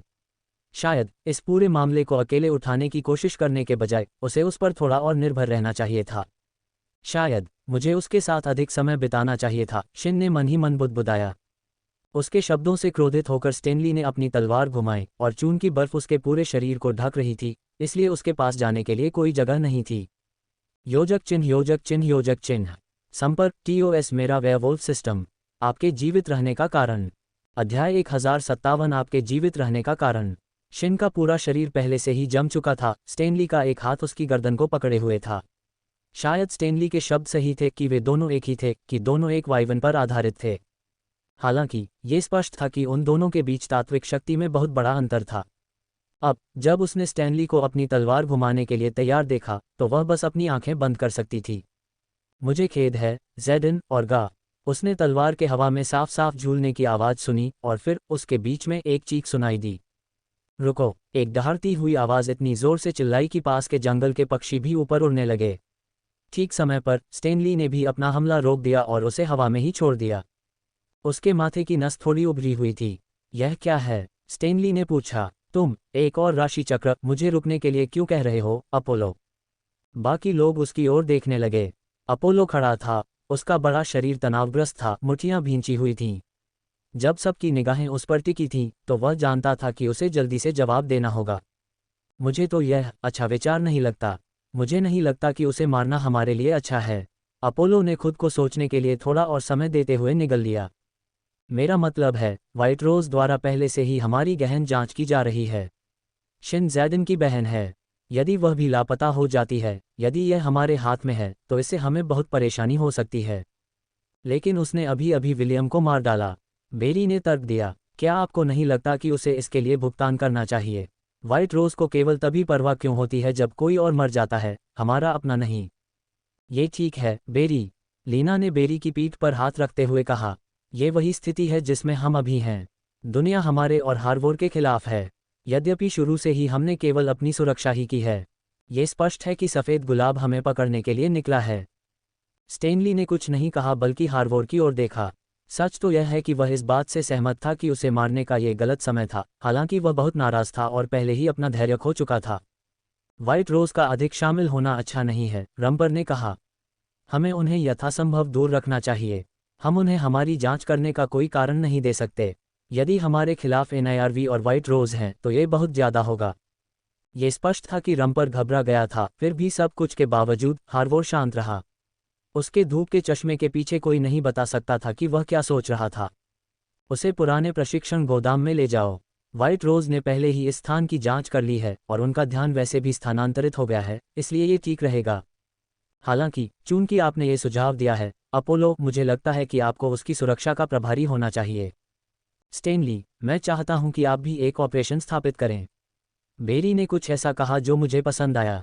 हम इस सब में अच्छे लोग हैं और हम चाहते हैं कि जनता इसे इस तरह देखे, तो आइए हम हाउलर्स को हम पर हमला करने वाला बनाएं। स्टेनली अपोलो और शिन के साथ एक वाहन में दाखिल हुआ। जब वे भाग रहे थे तब भी स्टेनली उसे रोकने के लिए अपनी शक्तियों का प्रयोग कर रहा था। जब तक स्टेनली ने अंततः बात नहीं की तब तक अधिकांश ड्राइव के दौरान ये चुप था। शांत दिमाग रखने के लिए धन्यवाद, स्टेनली ने कहा। मैं इसे लगभग वहीं खो बैठा था। यही कारण है कि मैं तुम्हें पसंद करता हूं, क्योंकि तुम पूरी तरह से मांसल नहीं हो। आप काफ़ी विश्वसनीय हैं। अपोलो ने बस सिर हिलाया और गोदाम पहुंचने तक चुप रहा। उसी समय एक और वाहन आया और वे सभी अंदर आ गए। गोदाम प्रशिक्षण उपकरणों से भरा हुआ था, जिनमें से अधिकांश घिसे पिटे, फटे और पीटे हुए थे। जब वे पीछे पहुंचे तो दूसरा वाहन और अधिक उपकरणों से भरा हुआ था। ये लोहे की बेड़ियों और विशाल वजनों जैसा लग रहा था। स्टेनली ने अपोलो को धातु के इन विशाल वर्गाकार ब्लॉकों को उठाने का आदेश दिया। उन्हें उठाने के लिए अपोलो को अपने परिवर्तित रूप में परिवर्तित होना पड़ा। फिर उसने घन को जमीन पर रख दिया। इसका वजन कम से कम कुछ टन होना था। फिर क्यूब से शिन की कलाई और पैरों में बेड़ियां जोड़ दी गईं। इनमें से 3 बड़े क्यूब्स को अलग अलग क्षेत्रों में रखा गया था। शिन को इस तरह बंधा हुआ देखकर अपोलो को भी लगा कि उसके लिए बच निकलना असंभव होगा। वह इनमें से एक क्यूब को भी मुश्किल से हिला पा रहा था, 3 की तो बात ही छोड़ी, और उसे आश्चर्य हुआ कि उन्हें ले जाने वाले वाहन उनका वजन संभाल सकते थे। बेड़ियां और धलाइयां पूरी तरह से एक ही सामग्री से बनी थीं। एक टीम बाद में आएगी और आपके साथ यहीं रहेगी। यह एक व्यस्त दिन है, इसलिए आप उसके साथ रहें, स्टेनली ने कहा और बेड़ियों की एकमात्र चाबी लेकर चला गया, इसलिए अगर अपोलो चाहे तो भी कुछ नहीं कर सकता था। मुझे पता है कि मैं सबसे अच्छी स्थिति में नहीं हूं, लेकिन धन्यवाद, शिन ने आखिरकार कहा। तुमने मेरी जान बचाई। मैं, अपोलो ने अपना सिर घुमाते हुए कहा। नहीं, मैं तो बस सच कह रहा था, बस इतना ही। इसके बारे में ज़्यादा मत सोचो, मैं तुम्हारे पक्ष में नहीं हूं। अपोलो ने अपनी बाहें मोड़कर दूसरी ओर देखा और उसे यकीन था कि वह उसके कानों को थोड़ा लाल होते हुए देख सकती है। ठीक है, ठीक है, ये ठीक है। लेकिन फिर भी, मैं तुम्हारी वजह से जीवित हूं। हालांकि, आप गैरी के दोस्त हैं, है ना? शायद इसीलिए आपने मेरी मदद की, लेकिन मुझे अब कोई सुराग नहीं है कि मैंने क्या किया है, और इसका अंत इस तरह हुआ है। तभी अपोलो शिन की ओर मुड़ा और उसकी आंखों में सीधे देखा। ये पहली बार नहीं है जब हार्वोर ने ऐसा कुछ किया है। मुझे अंदाजा है कि वह क्या करने जा रहा है, अपोलो ने कहा। स्टेनली ने आपके और गैरी के बीच, आपके भाई के बीच का रिश्ता देखा है, इसलिए मुझे पता है कि वे इसका परीक्षण करने जा रहे हैं। वह तुम्हारा इस्तेमाल करने जा रहा है। वह तुम्हारा इस्तेमाल हाउलर्स के साथ युद्ध शुरू करने के लिए करने जा रहा है। संपर्क TOS मेरा वेयरवोल्फ सिस्टम। सफ़ेद गुलाब चाल। अध्याय 1058 सफ़ेद गुलाब चाल। पिशाच दीन की कहानी के माध्यम से काई सहित हाउलर्स को पता था कि रिकल NIRV के संस्थापकों में से एक था। हालांकि इन प्राणियों के साथ उनके छोटे मोटे टकराव के कारण काय इसके बारे में लगभग पूरी तरह से भूल गया था, और उसे एक बार याद आया जब उसे एहसास हुआ कि रिकल की उपस्थिति पर उसके शरीर की बिना सोचे समझे प्रतिक्रिया हुई थी। उसने उन सभी स्थितियों के बारे में सोचना शुरू कर दिया जहां समूह को एक प्रकार के पिशाचों का सामना करना पड़ा था। मैरी और ओलिविया पहले थे, फिर वह पिशाच भी था जिसका सामना गैरी ने जेल में किया था, और रिकल भी था। हमें उनकी संख्या या उनके उद्देश्य के बारे में कोई जानकारी नहीं है। काई ने सोचा, जब मैं जानकारी जुटाने की कोशिश करता हूं तो ये लगभग असंभव होता है। क्या यह उनके पास किसी प्रकार की शक्ति है? इससे ये भी पता चल सकता है कि रिकल ये सारी जानकारी कैसे प्राप्त करने में सक्षम था। मेरी मुख्य चिंता यह है कि क्या चिंता करने की कोई बात है। मिडवाक ने भी उनके बारे में बात की और कहा कि यही मुख्य कारण है कि ल्यूपस गैंग कार्रवाई करने में असमर्थ है। हार्वोर के साथ मामला सुलझ जाने के बाद इस सब में उनका अंतिम लक्ष्य ल्यूपस गैंग से निपटना था, और ये देखकर कि गैरी पहले ही एक उच्च पदस्थ सदस्य से मिल चुका था, उसे पता था कि ऐसा होने वाला है। लेकिन काई उससे आगे सोचना चाहता था, वह सिर्फ अगले कदम के बारे में नहीं सोच सकता था। यदि पिशाच पर्दे के पीछे से चीज़ों को आगे बढ़ा रहे थे, तो ल्यूपस गैंग को पूरी तरह से खत्म करना उनके लिए तब तक अच्छा नहीं होगा जब तक कि वे पिशाचों के साथ भी सामंजस्य नहीं बिठा लेते। मुझे इसमें एक पिन लगाना होगा, काई ने अपना फ़ोन उठाते हुए और कुछ नोट्स लिखते हुए कहा। सबसे पहले हमें इसे व्हाइट रोज तक पहुंचाना होगा। मुझे लगता है कि सिर्फ ये जानकारी देना शायद पर्याप्त नहीं होगा। काई के मन में एक और विचार आया जब वह दूसरी तरफ फ़ोन के जवाब का इंतजार कर रहा था। आखिर उसका क्या मतलब था कि अपने दोस्तों को धोखा मत दो। वह गैरी को कभी धोखा क्यों देगा? रिकल द्वारा दी गई फाइलें और जानकारी एलिजा को भेज दी गई थी, और एलिजा ने बिना समय बर्बाद किए जानकारी कानू को दे दी थी। वर्तमान में कानू शहर के स्थानीय पुलिस मुख्यालय में थे। वह उन पर नज़र रख रहा था ताकि कहीं कोई जानकारी उनकी आंखों से छिप न जाए। उसने पहले ही कुछ चीज़ें पकड़ ली थीं, कुछ क्षेत्रों में वन गैंग की गतिविधियों का संकेत देने वाली फाइलें, लेकिन ये कोई गंभीर बात नहीं थी जिसका कानू उपयोग कर सके। जब एलियाह ने सब कुछ सौंप दिया तो कानू के चेहरे पर मुस्कान आना बंद नहीं हो सकी। उन्होंने ऐसा किया, मुझे नहीं लगता था कि वे ऐसा कर सकते हैं, लेकिन उन्होंने हमें पर्याप्त जानकारी दी जिससे वन गैंग और एनआईआरवी के एक बड़े हिस्से को भी खत्म किया जा सकता है। कानू द्वारा जानकारी दिए जाने के बाद वह केवल व्हाइट रोज की प्रतिक्रिया की प्रतीक्षा कर सकता था। वह कल्पना कर रहा था कि वे पहले एनआईआरवी के अंदर भ्रष्टाचार पर प्रहार करने और फिर वन गैंग में जाने के लिए समर्थन, बड़े दस्ते और बहुत कुछ भेजेंगे। हालांकि इसके बजाय कानू को व्हाइट रोज मुख्यालय वापस जाने का फोन आया। सैंटीफील्ड में व्हाइट रोज बेस की बड़ी घिरी हुई दीवारों में कानू अंदर जाने से ठीक पहले असंतुष्ट दिख रहा था। कानू ने आह भरते हुए कहा, मुझे ऐसा क्यों लगता है कि उनका मुझे यहाँ बुलाना अच्छा संकेत नहीं है। अगर इससे व्हाइट रोज को हिलने डुलने का मौका नहीं मिलता है तो कुछ भी नहीं होगा। मुख्य भवन के सामने के दरवाजे से गुजरते समय कानू काले और लाल पोशाक में एक बड़े आदमी को देखकर आश्चर्यचकित था। अधीक्षक एडम लॉ, आप यहाँ क्या कर रहे हैं, सर? कानू ने आदरपूर्वक पूछा और सलामी दी। अब चूंकि कानू आंतरिक मामलों के प्रभाग में थे, इसलिए अधीक्षक उनके विभाग में शीर्ष पद पर थे। मैं आज बैठक में मध्यस्थता करने के लिए यहाँ हूँ, क्योंकि यह बैठक स्वयं मुख्य कांस्टेबल के साथ है। इस पैमाने पर एक ऑपरेशन, बेशक मुख्य कांस्टेबल को इसमें शामिल होना होगा, लेकिन फिर उसे एक निम्न रैंकिंग सदस्य को क्यों बुलाया जा रहा था? लिफ्ट की ओर बढ़ते हुए वे सबसे ऊपरी मंजिल पर चले गए थे। कार्यालय में प्रवेश करते ही बैठकों के लिए उपयोग की जाने वाली एक बड़ी गोल मेज वहां थी, और मुख्य कांस्टेबल डॉन्टिंग, जो व्हाइट रोज के शीर्ष पर बैठा था, उपस्थित था। वह अकेला भी नहीं था, क्योंकि दो और लोग उसके साथ थे। उपप्रमुख थियोडोर टेल्सवर्थ, जो कमरे में मौजूद सभी बड़े लोगों के बीच भी एक व्यावहारिक दिग्गज थे, और सहायक मुख्य कांस्टेबल लियोन चेन अपने काले बालों और चेहरे पर चश्मा लगाए हुए हैं। डॉन्टिंग ने कहा, सबसे पहले मैं व्हाइट रोज के भीतर इतने भ्रष्टाचार को प्रकाश में लाने के लिए आपको धन्यवाद देना चाहता हूं। कानू, आप व्हाइट रोज के एक मूल्यवान सदस्य हैं। ये शर्म की बात है कि आपको अधीक्षक ने पकड़ लिया है, लेकिन यह ऐसा ही है और हमें वहां भी अच्छे लोगों की जरूरत है। एडम ने टिप्पणी के बारे में कुछ नहीं कहा और मेज पर बैठते ही उसने अपनी बाहें मोड़ लीं। हालांकि दोनों व्हाइट रोज का हिस्सा थे, एक तरह से एडम और डॉन दोनों के पास संगठन के भीतर समान शक्ति थी, और कानू को ऐसा लगा जैसे वह इसके बीच में था। डॉन ने अपने हाथ कागज के एक मोटे ढेर पर रख दिए। आपने जो रिपोर्ट दी वह हमारे लिए अमूल्य है। मैंने पहले कभी ऐसा विवरण नहीं देखा जिसमें हमें एनआईआरवी और वन गैंग के कुछ हिस्सों को पकड़ने के लिए आवश्यक सभी जानकारी दी गई हो। इसलिए मैं पूछना चाहता हूं कि आपको ये जानकारी कहां से मिली? कानू उत्तर देने में झिझक रहा था, उसे स्वयं ये प्राप्त नहीं हुआ था, लेकिन क्या इससे कोई फर्क पड़ा? जब उन्होंने गैरी को जेल में डाला तब भी उन्होंने जानकारी की पुष्टि करने की कोशिश नहीं की थी। उन्हें बस इन तथ्यों की पुष्टि करने के लिए रिकल एपमैन को फ़ोन करना था या बैंकों और अन्य सेवाओं से संपर्क करने के लिए अपने अधिकार का उपयोग करना था। डॉन ने कहा, मैं आपकी चुप्पी को जवाब के रूप में लूंगा। इससे पहले कि हम कुछ करें, हम अपने और द हाउलर्स कॉर्पोरेशन, विशेष रूप से गैरी डेम के बीच एक बैठक के लिए कहना चाहेंगे। मैं जवाब देता हूं। संपर्क TOS मेरा वेयरवोल्फ सिस्टम। सफ़ेद गुलाब का शीर्ष। अध्याय 1059 सफ़ेद गुलाब का शीर्ष। गैरी ने कभी नहीं सोचा था कि वह इतनी जल्दी सैंटिफील्ड शहर लौट आएगा। वह कुछ समय पहले कानू से मिलने आया था और यहीं पर उसे जैडन के अतीत के बारे में पता चला। जैडन वह डोरी थी जिसने इन सभी चीज़ों को एक साथ बांधा था और ऐसा महसूस हुआ जैसे चीज़ें पूर्ण चक्र में आ रही थीं। पहले की तरह समूह ट्रेन से यात्रा कर रहा था, केवल लोगों का एक अलग समूह ही ट्रेन में सवार था। क्या आप घबरा रहे हैं? डैफ्ने ने पूछा। ये जगह मेरे मुंह में खराब स्वाद छोड़ती है, गैरी ने जवाब दिया। चूंकि मुझे यहाँ बंद कर दिया गया था, इसलिए यह ऐसी जगह नहीं है जिस पर मुझे पूरा भरोसा हो, काई ने कहा, और इसीलिए हम दोनों आपके साथ आ रहे हैं। संदेश देते हुए व्हाइट रोज ने दावा किया था कि वे गैरी से मिलना चाहते हैं। ये कुछ ऐसा था जो संगठन के इतिहास में पहले कभी नहीं हुआ था। आखिरकार गैरी और उसका समूह अल्टेड का एक गिरोह था।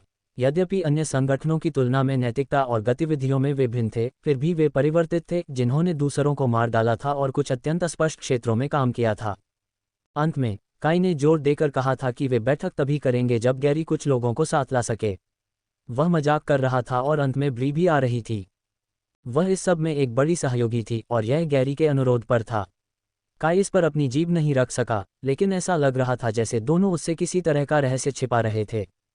किसी भी तरह वह खुश था कि दोनों करीब आ रहे थे। दुश्मन के बजाय सहयोगी के रूप में राजा का होना हमेशा स्वागत योग्य था। ट्रेन आ चुकी थी और बड़े स्टेशन से गुजरते हुए वे निकास द्वार की ओर जा रहे थे और गैरी के मन में कुछ अंतिम विचार चल रहे थे। क्या आपको लगता है कि यह एक जाल होगा? गैरी ने पूछा। काई ने उत्तर दिया, आप पिछली बार कानू से मिले थे, उन्होंने मुझे आश्वासन दिया कि यह बिल्कुल भी जाल नहीं था, और मुझे अंदाजा है कि वे क्या प्रस्ताव देना चाहते हैं। स्टेशन से बाहर निकलते समय व्हाइट रोज एजेंटों का एक दस्ता पहले से ही जनता का काफी ध्यान आकर्षित कर रहा था। गैरी और ब्री दोनों ने अपने सिर के ऊपर विग पहन रखी थी, जो उनकी अपेक्षा से कहीं बेहतर काम कर रही थी। काई समूह के पास पहुंचा और उन्हें एक वाहन में बिठाने के बाद वे सभी अपने रास्ते पर निकल पड़े। जब वे अंततः सैंटिफील्ड पहुंचे तो गैरी ने अपनी विग उतार दी थी जबकि ब्री ने अपनी विग पहन रखी थी। काई नहीं चाहता था कि व्हाइट रोज को पता चले कि उनके सहयोगी कौन थे। अपने हरे बालों के साथ मुख्य भवन से गुजरते हुए गैरी को अन्य एजेंटों की ओर से काफ़ी नज़रें मिलीं और वह फुसफुसाया, वह गैरी डेम है, राजाओं में से एक, और वह हाउलर्स का नेता है ना? हाँ, वह ठीक है, लेकिन वह बहुत युवा दिखता है। इतना युवा व्यक्ति इतने बड़े संगठन का प्रभारी कैसे हो सकता है? अरे, आपको याद रखना होगा, वह सैंटिफील्ड जेल से भागने वाला एकमात्र व्यक्ति भी है, और कोई भी उसे पकड़ने में सक्षम नहीं था। वह खतरनाक है, बहुत खतरनाक है। गैरी यह सोचने से खुद को नहीं रोक सका कि व्हाइट रोज एजेंट निश्चित रूप से उसका स्वागत कर रहे थे। मुख्य भवन में प्रवेश करने के बाद कानू और एडम लॉ ने अपनी काली और लाल वर्दी में उनका स्वागत किया। कानू ने कहा, हम इसे यहीं से आगे बढ़ाएंगे, उन्हें साथ ले जाने के लिए धन्यवाद। व्हाइट रोज एजेंट चले गए और कानू ने गैरी को एक बड़ी मुस्कान दी और यहाँ तक कि आश्चर्यजनक रूप से गले भी लगाया। अरे अरे, क्या तुम्हें यकीन है कि यह ठीक है? गैरी ने चारों ओर देखते हुए कहा, मेरा मतलब है, अगर वे तुम्हें इस तरह दोस्ताना देखेंगे। गैरी भी आश्चर्यचकित रह गया क्योंकि वे केवल कुछ ही बार मिले थे, इसलिए उसे उम्मीद नहीं थी कि कानू इतना करीब होगा। जैडन मेरे लिए एक भाई था और उसने आपके साथ भी एक भाई की तरह व्यवहार किया। इसका मतलब यह है कि अब मैं भी तुम्हारा भाई हूँ। इस बीमार दुनिया में हमें एक दूसरे का ख्याल रखने की ज़रूरत है। मुझे इसकी परवाह नहीं है कि बाकी लोग क्या सोचते हैं, और इसके अलावा हम दोनों एक ही चीज़ के लिए जा रहे हैं। दोनों ने एक दूसरे को गौर से देखा और गैरी ने हल्का सा सिर हिलाया। ये व्हाइट रोज समूह का अधीक्षक है, जो आंतरिक मामलों और अनुशासन का प्रभारी है। व्हाइट रोज के भीतर उनके पास बहुत शक्ति है, और वह ये सुनिश्चित करने के लिए यहाँ है कि आज जो कुछ भी कहा जाए वह बाध्यकारी हो। चिंता मत करो गैरी, मैं ये सुनिश्चित करने जा रहा हूँ कि व्हाइट रोज केवल बातें ही न करे। मैं एक और भाई नहीं खोने जा रहा हूँ। काई को कहना पड़ा कि वह प्रभावित था। कानू एक ऐसा व्यक्ति था जिसने अपनी नैतिकता को व्हाइट रोज से ऊपर रखा था, और यह उसके लिए काम कर गया था। वह भी इसे महसूस कर सकता था। कानू और गैरी के बीच संबंध ये था कि उन दोनों को सच्चा दर्द था जिससे वे गुजर रहे थे। गैरी ने एडम लॉ की ओर देखा, और वार्डन से लड़ने के बाद वह इस व्यक्ति की ताकत की कल्पना नहीं करना चाहता था। फिर भी उसने अपना हाथ बढ़ाया और दोनों ने उन्हें मजबूती से हिलाया। एडम ने कहा, मुझे उम्मीद है कि हम दोनों को भविष्य में कभी एक दूसरे का सामना नहीं करना पड़ेगा। इसी तरह गैरी ने जवाब दिया। सभी परिचय पूरे होने के बाद वे लिफ्ट में चले गए और सबसे ऊपरी मंजिल का बटन दबाया गया। जैसे जैसे यह ऊपर ऊपर होता गया, एक भी व्यक्ति ने एक शब्द नहीं कहा और अंत में एक डिंग सुनाई दी जो दर्शाती है कि वे सही मंजिल पर पहुंच गए हैं। दरवाजे खुल गए और हर कोई उसे बड़ी गोल मेज पर बैठे हुए देख सकता था। व्हाइट रोज के सभी सिर तीनों आदमी वहां धैर्यपूर्वक प्रतीक्षा करते हुए बैठे थे। हाउलर्स का नेता और राजाओं में से एक, जैसा कि आप सड़कों पर गुंडे कहना पसंद करते हैं, डॉन बीच में बैठे हुए मुस्कुराया। आपसे मिलकर खुशी हुई, गैरी डेम। कृपया बैठिए। संपर्क TOS मेरा वेयरवुल्फ सिस्टम। ध्यान भटकाना। अध्याय 1060 एक विकर्षण। काय, डेफ्ने और गैरी सभी ने पहले स्थान प्राप्त किया। वे व्यवहारिक रूप से व्हाइट रोज के 3 नेताओं के विपरीत थे। इसके बाद ही कानू और एडम एक तरफ बैठ गए। ऐसा लग रहा था जैसे वे वहां मौजूद थे लेकिन व्यवहारिक रूप से बैठक का हिस्सा नहीं थे। काय ने कुछ कहने के लिए अपना मुंह खोला लेकिन शब्द बाहर नहीं आए। मुझे उम्मीद नहीं थी कि मैं ऐसा बनूंगा। मुझे गैरी का समर्थन करने के लिए यहाँ आना है और फिर भी मैं एक शब्द भी नहीं कह सकता।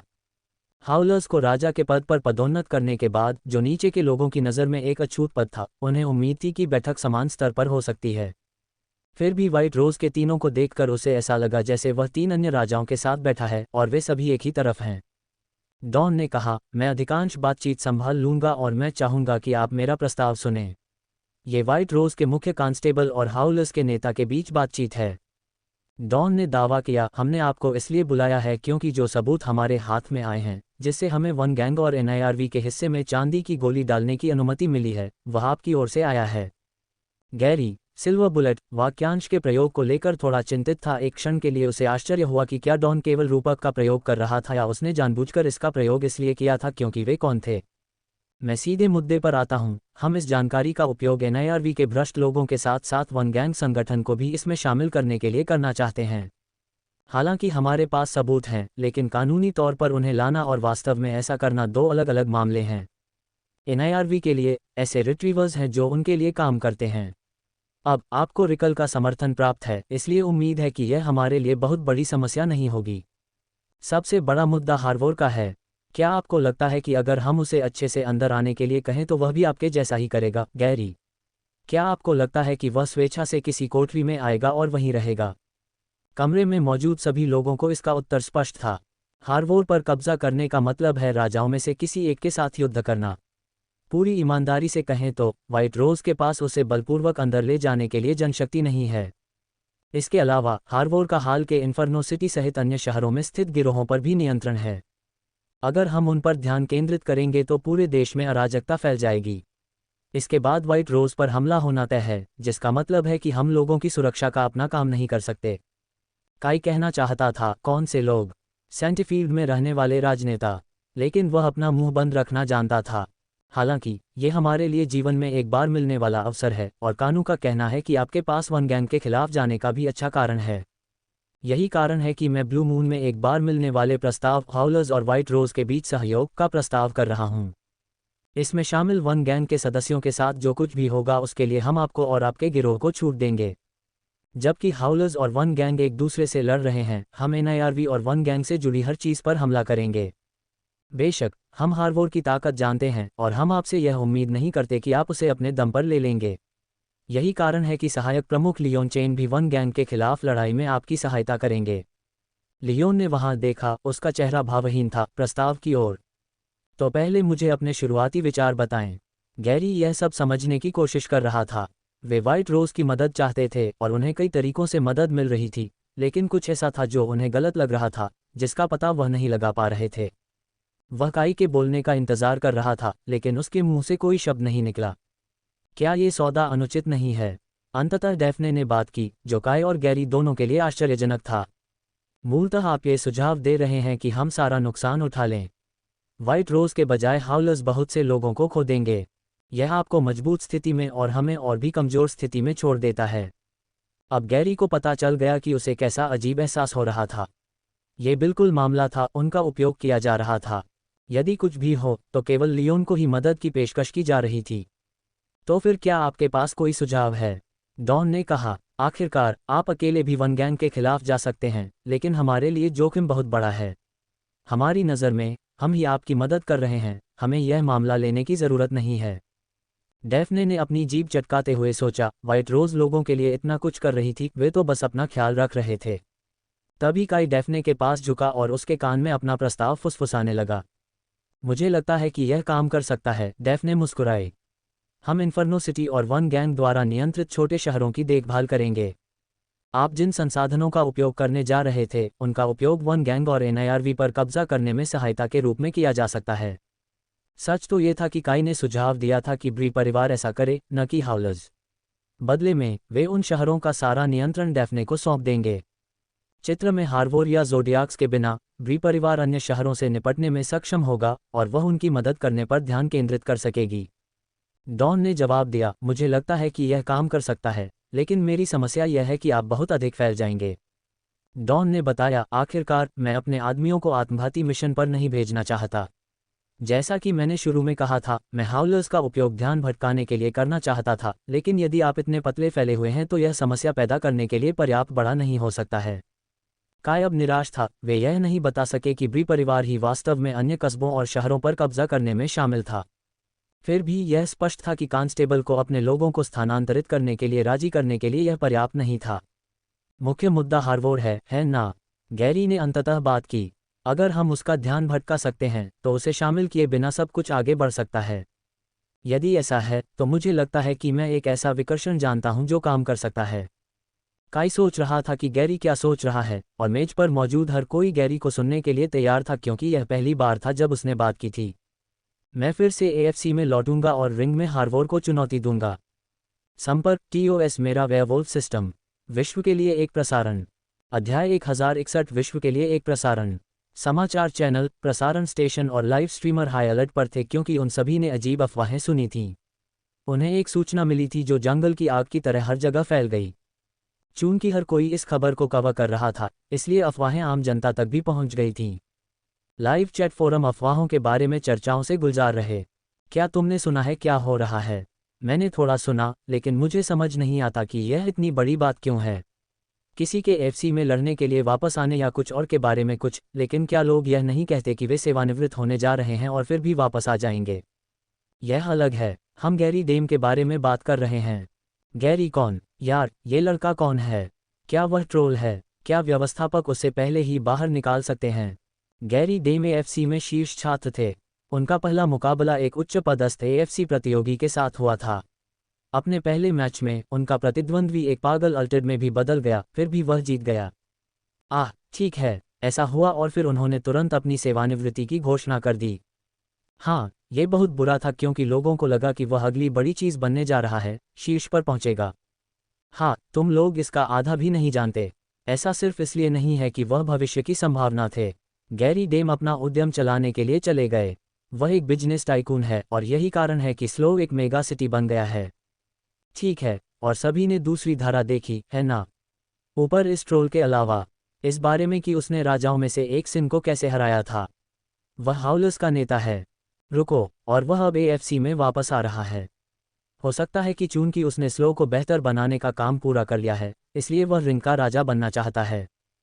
फिलहाल ये सिर्फ अफवाहें हैं, लेकिन हर कोई इसके बारे में बात कर रहा है।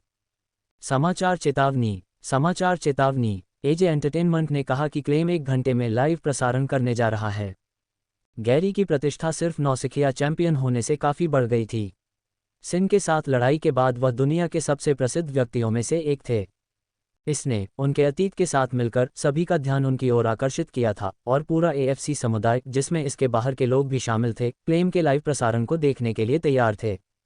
एजे एंटरटेनमेंट के बाहर काले और सुनहरे रंग के कपड़े पहने बड़ी संख्या में नए गार्ड खड़े होकर निगरानी कर रहे थे। आगामी और वर्तमान सितारे इस बात से थोड़ा भ्रमित थे कि क्या हो रहा है, लेकिन उन्हें प्रसारण के बारे में जल्दी ही पता चल गया।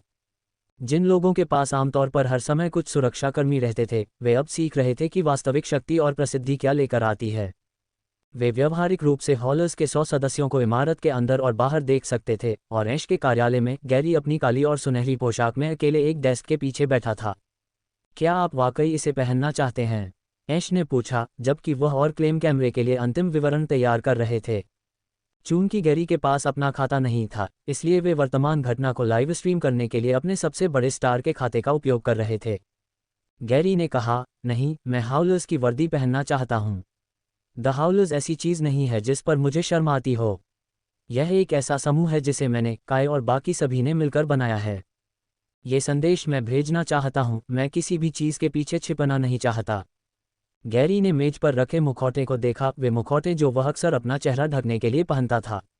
उसने उसे एक हाथ से उठाया और 2 टुकड़ों में तोड़ दिया। मुझे लगता है कि यह सही विकल्प है, गैरी क्लेम ने मुस्कुराते हुए कहा और अंगूठा दिखाते हुए संकेत दिया कि सब कुछ तैयार है। गैरी ने गहरी सांस ली। इस बार काई उसे कहने के लिए शब्द नहीं खिला रहा था। व्हाइट रोज के साथ एक समझौता किया गया था और यही योजना उन्होंने बनाई थी।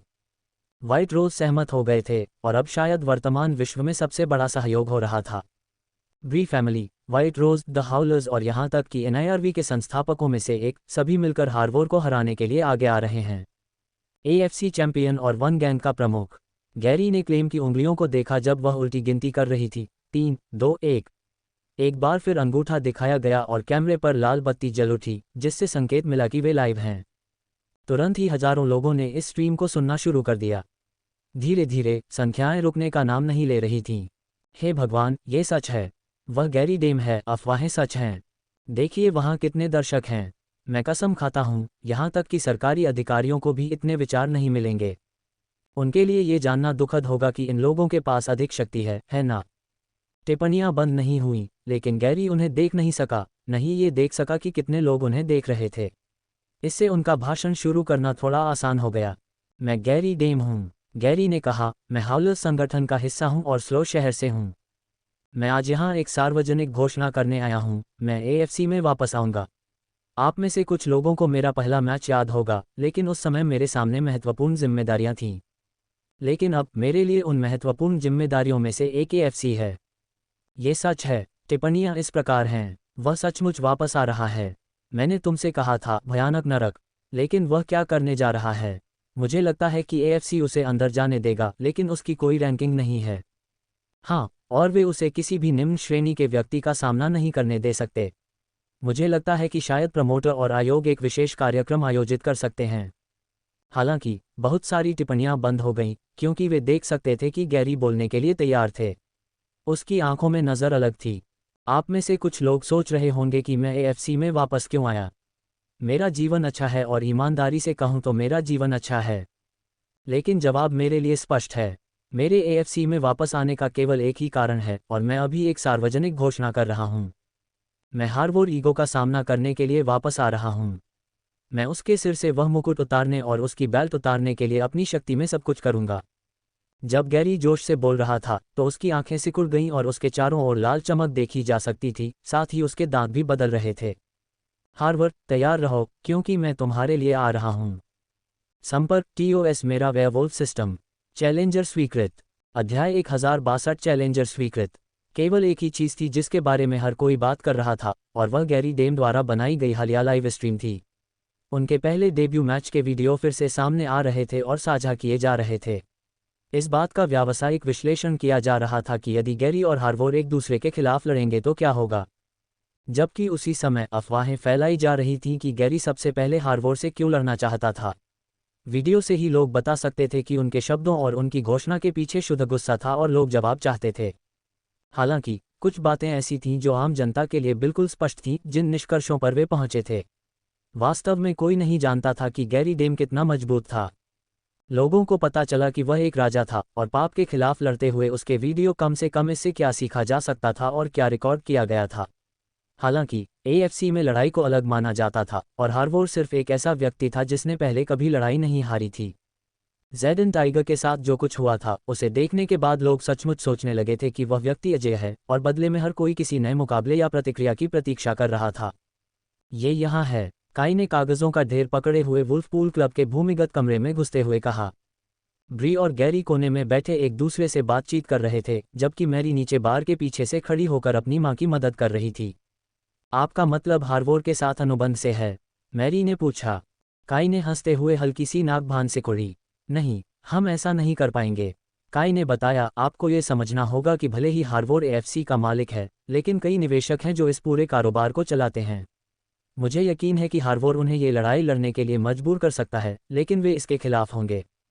लेकिन वे इसके खिलाफ क्यों होंगे? मैरी ने उलझन में पूछा।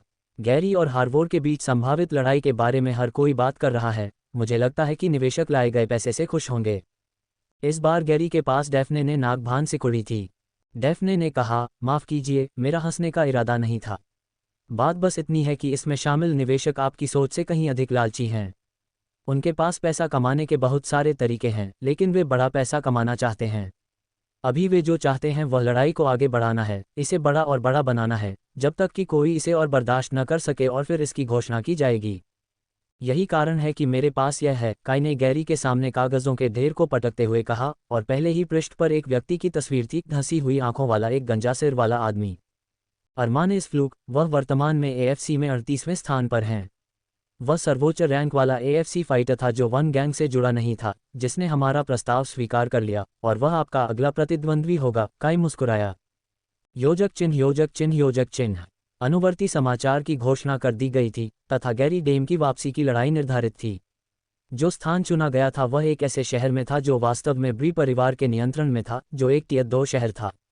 उन्होंने इसे इसलिए चुना था ताकि वन गैंग का प्रभाव कम से कम हो। आश्चर्य की बात है, या कई लोगों के लिए आश्चर्य की बात नहीं है, कार्यक्रम के सभी टिकट 5 मिनट से भी कम समय में बिक गए। कई लोगों ने शिकायत की कि यह एक बड़ा स्थल होना चाहिए था, या टिकट पुनर्विक्रेताओं के बारे में शिकायत की, लेकिन वहां कोई नहीं था। टिकट पुनर्विक्रय की अनुमति न देने के लिए प्रणालियां लागू की गई थीं। यह इस बात पर निर्भर करता था कि यह आयोजन कितना बड़ा था। लड़ाई का दिन बहुत जल्दी आ गया था, क्योंकि अल्टद सेनानियों को ठीक होने के लिए बहुत कम समय की आवश्यकता थी और कार्यक्रम चल रहा था।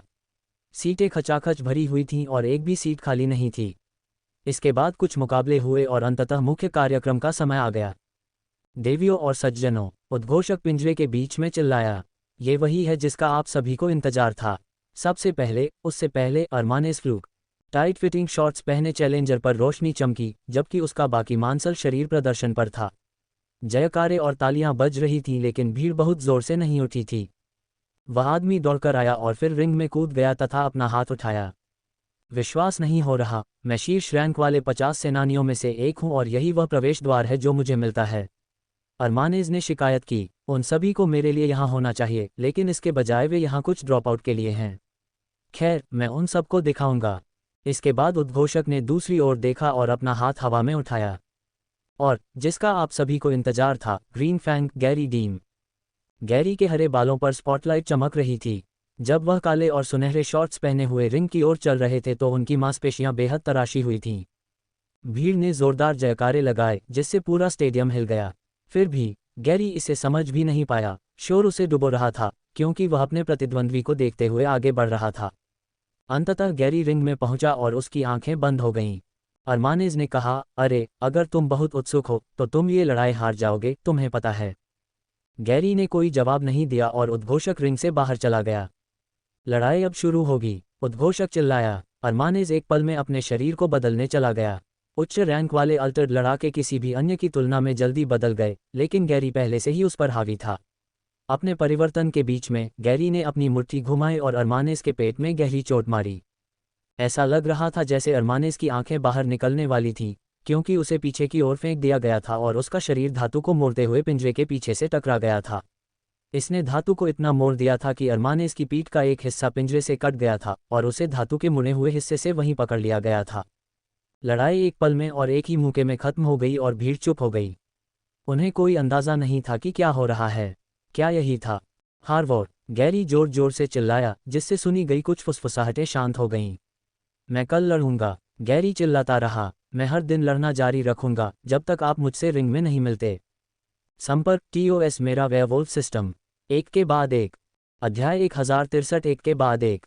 एक के बाद एक। हाल ही में ऐसा महसूस हुआ कि चाहे कोई भी समाचार चैनल हो या कोई कहाँ देखता हो, ऑनलाइन और यहाँ तक कि सड़कों पर भी लेख हो, ऐसा लग रहा था कि हर कोई गैरी डेम के बारे में बात कर रहा था। AFC उनकी नज़रों में काफ़ी स्थिर था, इस हद तक कि निचले रैंक वाले मैच उनके लिए अधिक रोमांचक थे, क्योंकि वे देख रहे थे कि लोग आगे आ रहे हैं और दो अपराजित रिकॉर्डों के बीच मुकाबला हो रहा है। हालांकि शीर्ष रैंकिंग वाले पदों में से किसी में भी कोई परिवर्तन नहीं हुआ। हार्वर्ड पहले ही उनमें से कई को हरा चुका था और स्थिति स्थिर लग रही थी। कभी कभी कोई व्यक्ति ऊपर आ जाता था और या तो हार्वर्ड पहुंचने से पहले ही गिर जाता था या हार्वर्ड में असफल हो जाता था, जो कि लगभग निश्चित था। फिर भी ये पहली बार था कि कोई सार्वजनिक रूप से हार्वर्ड को बुला रहा था, ये घोषणा कर रहा था कि वे उसे हरा देंगे, और जिस मैच में गैरी ने भाग लिया था उसने बहुत ताकत दिखाई थी। लोग गैरी द्वारा अपने प्रतिद्वंद्वी के पेट पर सीधे वार करने और फिर अपने भाषण के साथ उसे काटने के वीडियो को एक साथ काट रहे थे। वे इसे अत्यधिक नाटकीय बना रहे थे, क्योंकि जब गैरी ने अपने प्रतिद्वंद्वी को हराया तो उनकी आवाज़ तेज हो गई थी। इतना ही नहीं, बल्कि अपने वचन के अनुसार अगले दिन उनकी एक और नियुक्ति हुई। गैरी ने पिछली बार की तरह उसी मैदान में प्रवेश किया था। हालांकि पहले उन्हें टिकट बेचने में कोई परेशानी नहीं होती थी, लेकिन स्टेडियम का बाहरी हिस्सा भी लोगों से भरा हुआ था। अब उनका मुकाबला एएफसी में 32वें स्थान के प्रतिद्वंद्वी से था। अल्टर की रिकवरी तेजी से हुई, लेकिन गैरी पिछली लड़ाई में घायल भी नहीं हुए थे। उनके प्रतिद्वंद्वी के नाम की घोषणा की गई, और जब इस बार रिंग में प्रवेश करने से पहले गैरी के नाम की घोषणा की गई तो गड़गड़ाहट हुई। वह कुछ भी समझ नहीं पा रहा था, और यहाँ तक कि उसका ध्यान भी उस शोर के कारण भंग हो रहा था जो उसे पूरी तरह से धो रहा था। ये शोर, गैरी ने बाहर देखते हुए सोचा, क्या वे स्टेडियम के बाहर से भी जयकार कर रहे हैं? पहली बार ये देखकर गैरी को पता ही नहीं चला कि क्या हो रहा है। उनके लिए ये सिर्फ एक योजना थी। एएफसी में प्रवेश करना हार्वोर को बाहर निकालने की योजना का हिस्सा है। समर्थकों को अपनी पीठ पीछे लाना उनकी योजना का हिस्सा नहीं था, इसलिए इससे कोई फर्क नहीं पड़ता कि ऐसा हुआ या नहीं। इस भावना को दूर करते हुए वह रिंग में दाखिल हुआ। घंटी बजी, जिससे संकेत मिला कि लड़ाई शुरू हो गई है, और उसका एक लंबा अंग बाहर आ गया। गैरी ने इससे बचते हुए अपना सिर हिलाया और उस आदमी की कलाई पकड़ ली। फिर एक झटके से उसने उस आदमी के शरीर को अपनी ओर खींचा और एक शक्तिशाली मुट्ठी से गैरी ने उसे उसके चेहरे पर गहराई तक पटक दिया। उसने उस आदमी के शरीर के साथ अपनी मुट्ठी खींच ली, जिससे वह पिंजरे के बजाय नीचे कैनवास से टकरा गया। आदमी का शरीर उछल गया और पिंजरे का एक हिस्सा फर्श में धंसता हुआ दिखाई दिया। एक शक्तिशाली प्रहार और लड़ाई खत्म हो गई। यह मजबूत है, लेकिन हार्वोर के हिट जितना मजबूत नहीं है। ये पर्याप्त नहीं है। मुझे और अधिक मजबूत होने की आवश्यकता है। एक शक्तिशाली अल्टर पराजित हो गया है। 8945 एक्सपी प्राप्त हुआ है। हालांकि गैरी ताकत हासिल करने के लिए रिंग में सामना किए गए अपने अल्टर प्रतिद्वंद्वियों को नहीं खा सकता था, फिर भी एक चीज़ थी जिसके लिए सिस्टम उसे पुरस्कृत कर रहा था, और वह थी इन मुकाबलों को जीतना। और शायद अगर वह उनमें से पर्याप्त जीतता तो वह हार्वोर का सामना करते समय और भी मजबूत होता। मैच के अंत में गैरी ने अपनी जीत में पुनः यही घोषणा की और अगले दिन के लिए आगे बढ़ गए, अपने प्रतिद्वंद्वी की ताकत में फिर से वृद्धि करते हुए। इस बार उच्च रैंक 20 तक पहुंच गए, और उन्होंने बिना किसी बदलाव की आवश्यकता के एक ही चाल में उन्हें हरा दिया। अब लोग सोच रहे थे कि गैरी ही वह व्यक्ति हो सकता है जो हार्वोर को मार गिराएगा। यह अब सिर्फ एक दिलचस्प लड़ाई या द्वेष मैच नहीं रह गया था। वे प्रत्येक मुकाबले के साथ यह समझने लगे थे कि गैरी ही असली है।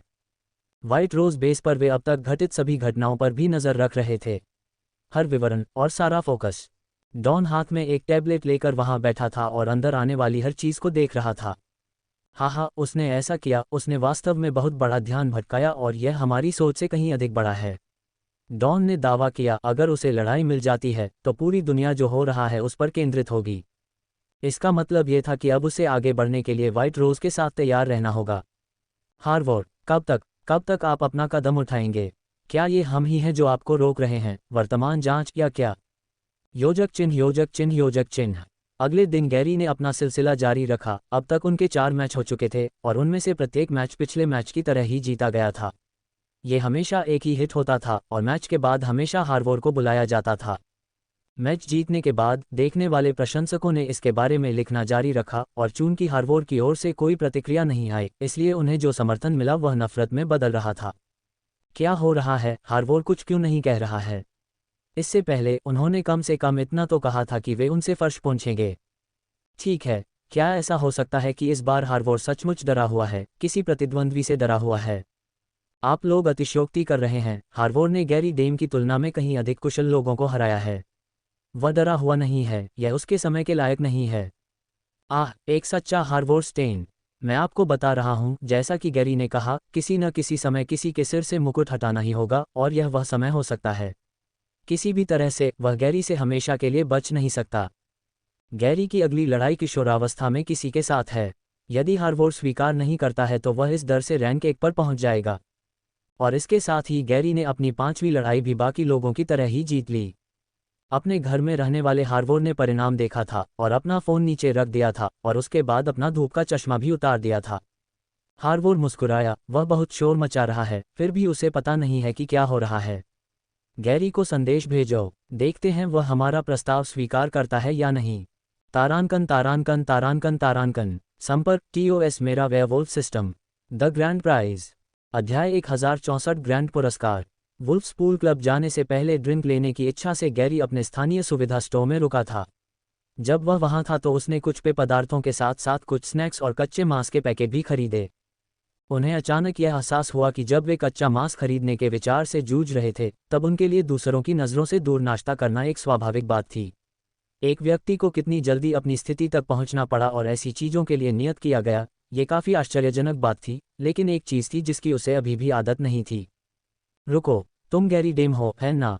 दुकानदार ने कुछ वस्तुओं को स्कैन करते हुए कहा। क्या तुम्हें कोई आपत्ति है अगर मैं तुम्हारे साथ एक फ़ोटो, एक सेल्फी ले लूँ? दुकानदार ने अपनी बात खत्म कर ली थी और गैरी ने अपना सिर हिलाया। फिर उसने आधी मुस्कान बनाते हुए अजीब तरह से ग्राहक का फ़ोन पकड़ लिया और गैरी का काम पूरा होने के ठीक बाद वह दुकान में कुछ किशोरों की चमकती आंखें भी देख सका। गैरी कई कारणों से स्लो में एक प्रसिद्ध व्यक्ति था और उसकी प्रसिद्धि के साथ साथ गिरोह की शक्ति भी बढ़ती दिख रही थी। उस टीवी रिपोर्ट से लेकर जब स्लो में उनका पहली बार मैच हुआ था, उस बिजनेस टाइकून तक जिसने स्लो में निवेश किया था, फिर पाप के साथ लड़ाई का प्रसारण सभी लोगों तक किया गया और स्लो के लोग इस बात से भली भांति परिचित थे कि उन्हें किसने बचाया। फिर भी वह काफ़ी सामान्य जीवन जी सकता था और सभी चीज़ों के साथ अंततः वे मर गए क्योंकि वे अपना सामान्य जीवन जीने लगे। ये शर्म की बात थी, लेकिन गैरी एक नायक थे, कोई सेलिब्रिटी नहीं, और नायकों को जल्दी ही भुला दिया गया क्योंकि उनकी तस्वीरें लगातार मीडिया में नहीं आती थीं। ऐसा हाल ही तक था जब एएफसी में लगातार जीत हो रही थी और गैरी के वीडियो एक के बाद एक वायरल हो रहे थे, तब कोई भी नानी और उसका पोता ऐसा नहीं था जो यह न जानता हो कि वह अपने हरे बालों के साथ कौन है। कुछ तस्वीरें लेने के बाद अब ऐसा लग रहा था कि वहां लंबी कतार लगी हुई है और अंततः गैरी को लगा कि किसी ने उसका हाथ पकड़ लिया है और उसे खींच लिया है। पहले तो वह चौंक गया, लेकिन ये देखकर कि यह कौन था, वह शांत हो गया जब वे अंततः सड़कों से बाहर निकले और एक साथ एक गली में भाग गए। तुम क्या कर रहे हो? मैरी ने पूछा। क्या अब तक आपने यह नहीं सीखा कि आपको नहीं कहना चाहिए? यदि आप एक व्यक्ति से कहेंगे तो शीघ्र ही भीड़ बन जाएगी। मुझे खेद है, लेकिन नहीं कहना कठिन है और फोटो लेना बहुत आसान काम है। मैरी ने कभी कभी मासूम गैरी की ओर अपना सिर हिलाया और अपनी आंख के कोने से वह उसे घूरती रही, उस समय को याद करते हुए जब उसने उसे बचाया था। गैरी के लगभग सभी पक्षों से उसे कोई समस्या नहीं थी। क्या आप तैयार हैं? गैरी ने पूछा। चौंककर मैरी ने अपना सिर हिलाया। हाँ चलो, काई ने कहा कि उसके पास हमारे लिए कुछ है, मैरी ने उत्तर दिया। उन दोनों की मुलाकात का कारण कोई संयोग नहीं था, बल्कि इसलिए था क्योंकि वे दोनों अन्य मुख्य सदस्यों के साथ वुल्फपूल क्लब जा रहे थे। जैसे ही वे वहां पहुंचे, उन्होंने आइस को कार्यक्रम स्थल की ओर जाते देखा और अंदर बाकी सभी लोग भी दिखाई दिए। हाउलर्स को मिले सभी ध्यान के बावजूद वुल्फपूल क्लब अभी भी सबसे अच्छे स्थानों में से एक था जिसके बारे में आम जनता को जानकारी नहीं थी। शीर्ष मंजिल का उपयोग करते हुए सभी लोग ज्यादातर काली फेल्ट सीटों पर बैठे थे। गैरी ने बैठने का फैसला किया और ऑस्टिन और आइस के बीच उसके लिए जगह थी। मेरे लिए उन दोनों के बीच बैठो, काई ने मुस्कुराते हुए कहा, लेकिन गैरी महसूस कर सकता था कि काई की मुस्कान अजीब थी, ये जबरदस्ती थी। ब्री भी इस समय कमरे में थी, वह अन्य लोगों से पहले आ गई थी तथा वहां उपस्थित सभी लोगों के साथ काई ने प्रोजेक्टर निकाल लिया था। मैं यहां आप सभी को ये सूचित करने आया हूं कि हमें अंततः हार्वोर से प्रतिक्रिया मिल गई है, काई ने कहा। प्रतिक्रिया? क्या इसका मतलब यह है कि लड़ाई अंततः होने जा रही है? मैरी ने पूछा। गैरी और हार्वोर एक दूसरे के खिलाफ जाने वाले हैं। मुझे लगता है कि इसीलिए हम सभी तब एकत्र हुए हैं, पाक ने कहा। क्योंकि हमें आगे बढ़ने के लिए तैयार रहना होगा। काई प्रोजेक्टर के पास गया और बटन पर अपनी उंगली घुमाई। बस वीडियो देखें। बटन दबाने पर हार्वोर काले रंग की पृष्ठभूमि में स्क्रीन पर दिखाई दिए। वह अकेला था और वीडियो में कोई और नहीं था। गैरी डेम और आपका छोटा सा हाउलर्स गिरोह, हार्वोर ने खुशी से ताली बजाते हुए कहा। ऐसा लगता है कि ऐसे कई लोग हैं जो मुझसे दुश्मनी रखते हैं और इसमें आप भी शामिल हैं। मुझे कहना होगा कि मैं आपका बहुत बड़ा प्रशंसक हूं। मैंने आपकी हर एएफसी लड़ाई देखी है और मुझे पूरा यकीन है कि अगर एएफसी में एक भी व्यक्ति नहीं होता तो आप चैंपियन भी बन सकते थे। लेकिन दुर्भाग्यवश आपके लिए एक व्यक्ति है जिसे आपको हराना है और वह मैं हूं, और यह असंभव है। फिर हार्वोर ने आह भरी। मैंने सोचा था कि आपने पिछली बार से सबक सीख लिया होगा और मैंने ये सोचकर जवाब नहीं दिया कि आप स्पष्ट सोच वाले हो सकते हैं, बल्कि इसके बजाय आप रिंग में अपमानित होना चाहते थे और आप चाहते हैं कि आपके साथ भी वही किया जाए जो ज़ेडन के साथ किया गया था। हार्वोर हंसने लगा। गैरी पहले से ही अपनी मूर्ति कस रहा था और आइस और ऑस्टिन दोनों गैरी पर नजर रख रहे थे। बहुत अच्छा, मैं आपकी लड़ाई स्वीकार करता हूँ, चलो इसे पूरा करते हैं। आप और मैं रिंग में हैं, लेकिन यह उबाऊ होगा, है ना? इसके बाद हार्वोर खड़ा हुआ और पीछे चला गया और अपने हाथ से उसने पर्दा नीचे खींच लिया और फर्श पर गिर गया। पर्दे के नीचे पूरा दृश्य प्रकट हो गया। एक व्यक्ति भारी रूप से बंधा हुआ था। वे कुपोषित और कमजोर लग रहे थे, लेकिन भूरे बालों के साथ साथ अन्य नाजुक विशेषताएं भी देखी जा सकती थी जिन्हें गैरी अच्छी तरह से जानता था। जो भी इस लड़ाई को जीतेगा उसे भव्य पुरस्कार मिलेगा, शिन क्लोव, हार्वोर ने घोषणा की। संपर्क TOS मेरा वेयरवुल्फ सिस्टम। एक प्रतिक्रिया। अध्याय 1065 एक प्रतिक्रिया। हार्वोर द्वारा चलाया जा रहा वीडियो स्क्रीन की ओर देखते हुए एक डरावनी हंसी के साथ समाप्त हुआ था और उसके मुंह से जोर से हा की आवाज निकली, जबकि पृष्ठभूमि में केवल शिन थी जो अपने टखनों और कलाइयों से बंधी हुई जमीन पर लेटी हुई थी। हंसी तब तक जारी रही जब तक प्रोजेक्ट स्क्रीन अंततः समाप्त नहीं हो गई। वीडियो वहां मौजूद सभी लोगों ने देखा था और वहां सन्नाटा था, लेकिन ये सन्नाटा केवल एक क्षण तक ही रहा। लानत है उस पर, गैरी अपनी सीट से छलांग लगाते हुए चिल्लाया। तुरंत आइस और ऑस्टिन दोनों भी उछल पड़े और गैरी को उसकी कलाई से पकड़ लिया और उसे वापस खींचने का प्रयास किया।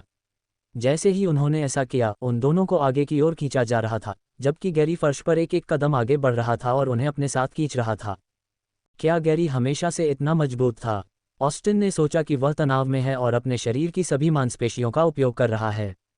भले ही मैं नहीं बदला हूं, गैरी भी नहीं बदला है। मैं इस स्थिति में उसे वापस कैसे नहीं खींच सकता? अंत में गैरी को पकड़ते समय आइस को अपनी शक्तियों का उपयोग करना पड़ा। आपको शांत रहने की जरूरत है, आइस ने कहा और फिर वह अपने आप से थोड़ा हंसा। गैरी पर बहुत अधिक ध्यान केंद्रित करने के कारण अन्य लोगों ने आइस द्वारा की गई सूक्ष्म हंसी को नहीं पकड़ा था। यह महसूस करते हुए कि उसका हाथ ठंडा हो रहा है, इसने गैरी को आगे बढ़ना बंद करने की अनुमति दी। ऐसा नहीं था कि वह चाहे तो भी प्रोजेक्ट स्क्रीन के माध्यम से हार्वोर को मुक्का मार सकता था, लेकिन चिंता उसके दिमाग में चलती रही।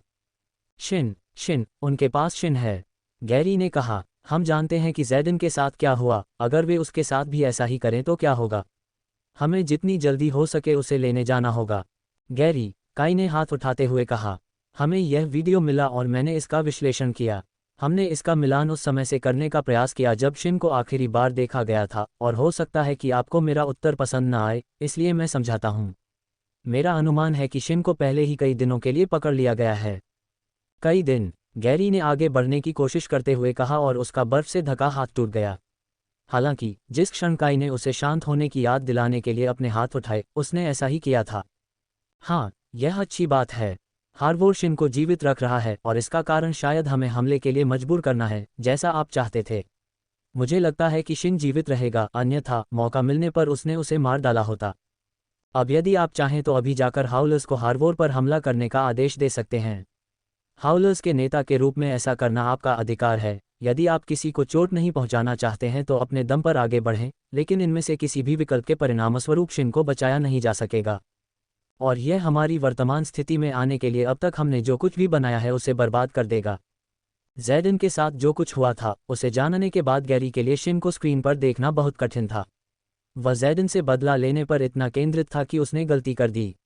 बेशक शिन परेशान थी, बेशक वह अकेले ही वन गैंग के साथ कुछ करने की कोशिश कर रही होगी, फिर भी इस पूरे समय के दौरान वह उसकी तलाश में भी नहीं गया, बस ये सोचता रहा कि किसी समय वह ठीक हो जाएगी, और अब ऐसा सोचने पर उसे मूर्ख जैसा महसूस हुआ।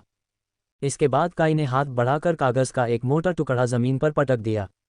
मैं अनुमान लगा रहा हूं कि आप दूसरा विकल्प चुनेंगे। ये वह अनुबंध है जिसे हार्वोर ने AFC लड़ाई के लिए हमारे सामने प्रस्तावित किया था। ये काफ़ी मानक व्यावसायिक अभ्यास है और वह एक अच्छा व्यवसाय प्रतीत होता है। सब कुछ प्रायोजकों से लेकर पेपर व्यू और अन्य तक 50/50 विभाजित है। उन्होंने अनुबंध में वीडियो में बताए गए भव्य पुरस्कार का विवरण भी शामिल किया। यह मूर्खतापूर्ण था क्योंकि अंतिम भाग को अदालत द्वारा भी लागू नहीं किया जा सकता था। ऐसा नहीं था कि अदालतों के पास वैसे भी हार्वोर पर कोई शक्ति थी, लेकिन इससे काई को विश्वास हो गया कि वह हार्वोर के चरित्र को समझता है और इन परिस्थितियों में वह एक बहुत ही निष्पक्ष व्यक्ति होगा। मैं लड़ूंगा, गैरी ने उत्तर दिया। मैं लड़ूंगा और जीतूंगा। काई के चेहरे पर एक बड़ी मुस्कान दिखाई दी। मैं व्हाइट रोज से बात करूंगा। हमें इस सब के लिए बारीक विवरणों पर काम करने की ज़रूरत है और मैं वादा करता हूं कि हम इस मौके का उपयोग करेंगे जो आप हमें देते हैं। इस व्याकुलता का उपयोग हम ये सुनिश्चित करने के लिए हर संभव प्रयास करने के लिए करेंगे कि हम उसकी मदद करें और उसे बचाएं। गैरी की आंखें काई की ओर देख रही थीं जब वह उससे विनती कर रहा था। गैरी को अभी भी नहीं पता था कि वह हार्वोर को हरा सकता है या नहीं, लेकिन अगर वह उसके खिलाफ लड़े और व्हाइट रोज और अन्य लोगों को शिन को बचाने की अनुमति दे तो ये पर्याप्त होगा। वह हार्वोर को जितना संभव हो सके उतना आगे धकेलता था ताकि उसे किसी अन्य व्यक्ति को न खोना पड़े और न ही किसी ऐसे व्यक्ति को जो उसके इतना करीब था। बैठक लगभग समाप्त हो चुकी थी और सभी को तैयारी करनी थी, जिसमें काई द्वारा व्हाइट रोज को फ़ोन करके उन्हें समाचार बताना भी शामिल था। उसे यह नहीं पता था कि उसे कुछ भी नहीं करना पड़ेगा। पूरे कमरे में कई पिंग सुनाई देने लगे। ये बिल्कुल स्पष्ट था कि यह बात उनके फ़ोन से आ रही थी। उन्हें जेब से बाहर निकालते हुए उन्होंने नीचे नोटिफिकेशन देखा और उनके दिल तेजी से और जोर से धड़कने लगे। क्या आप ये देख रहे हैं? पार्क ने कहा। हाँ, हम सब एक ही चीज़ देख रहे हैं, मैरी ने जवाब दिया। गैरी ने इसे देखा और एक वीडियो ऑनलाइन जारी किया गया था जो सभी के लिए लाइव स्ट्रीमिंग था। वीडियो में हार्वोर अकेले थे। इसे पहले की तरह उसी सेट में फिल्माया गया था, केवल शिन पृष्ठभूमि में नहीं था। वीडियो सरल था क्योंकि इसे दुनिया के साथ साझा किया गया था। ठीक है गैरी, मैं आपकी चुनौती स्वीकार करता हूँ। रिंग में मुझसे मिलो। तारांकन तारांकन तारांकन तारांकन। संपर्क TOS।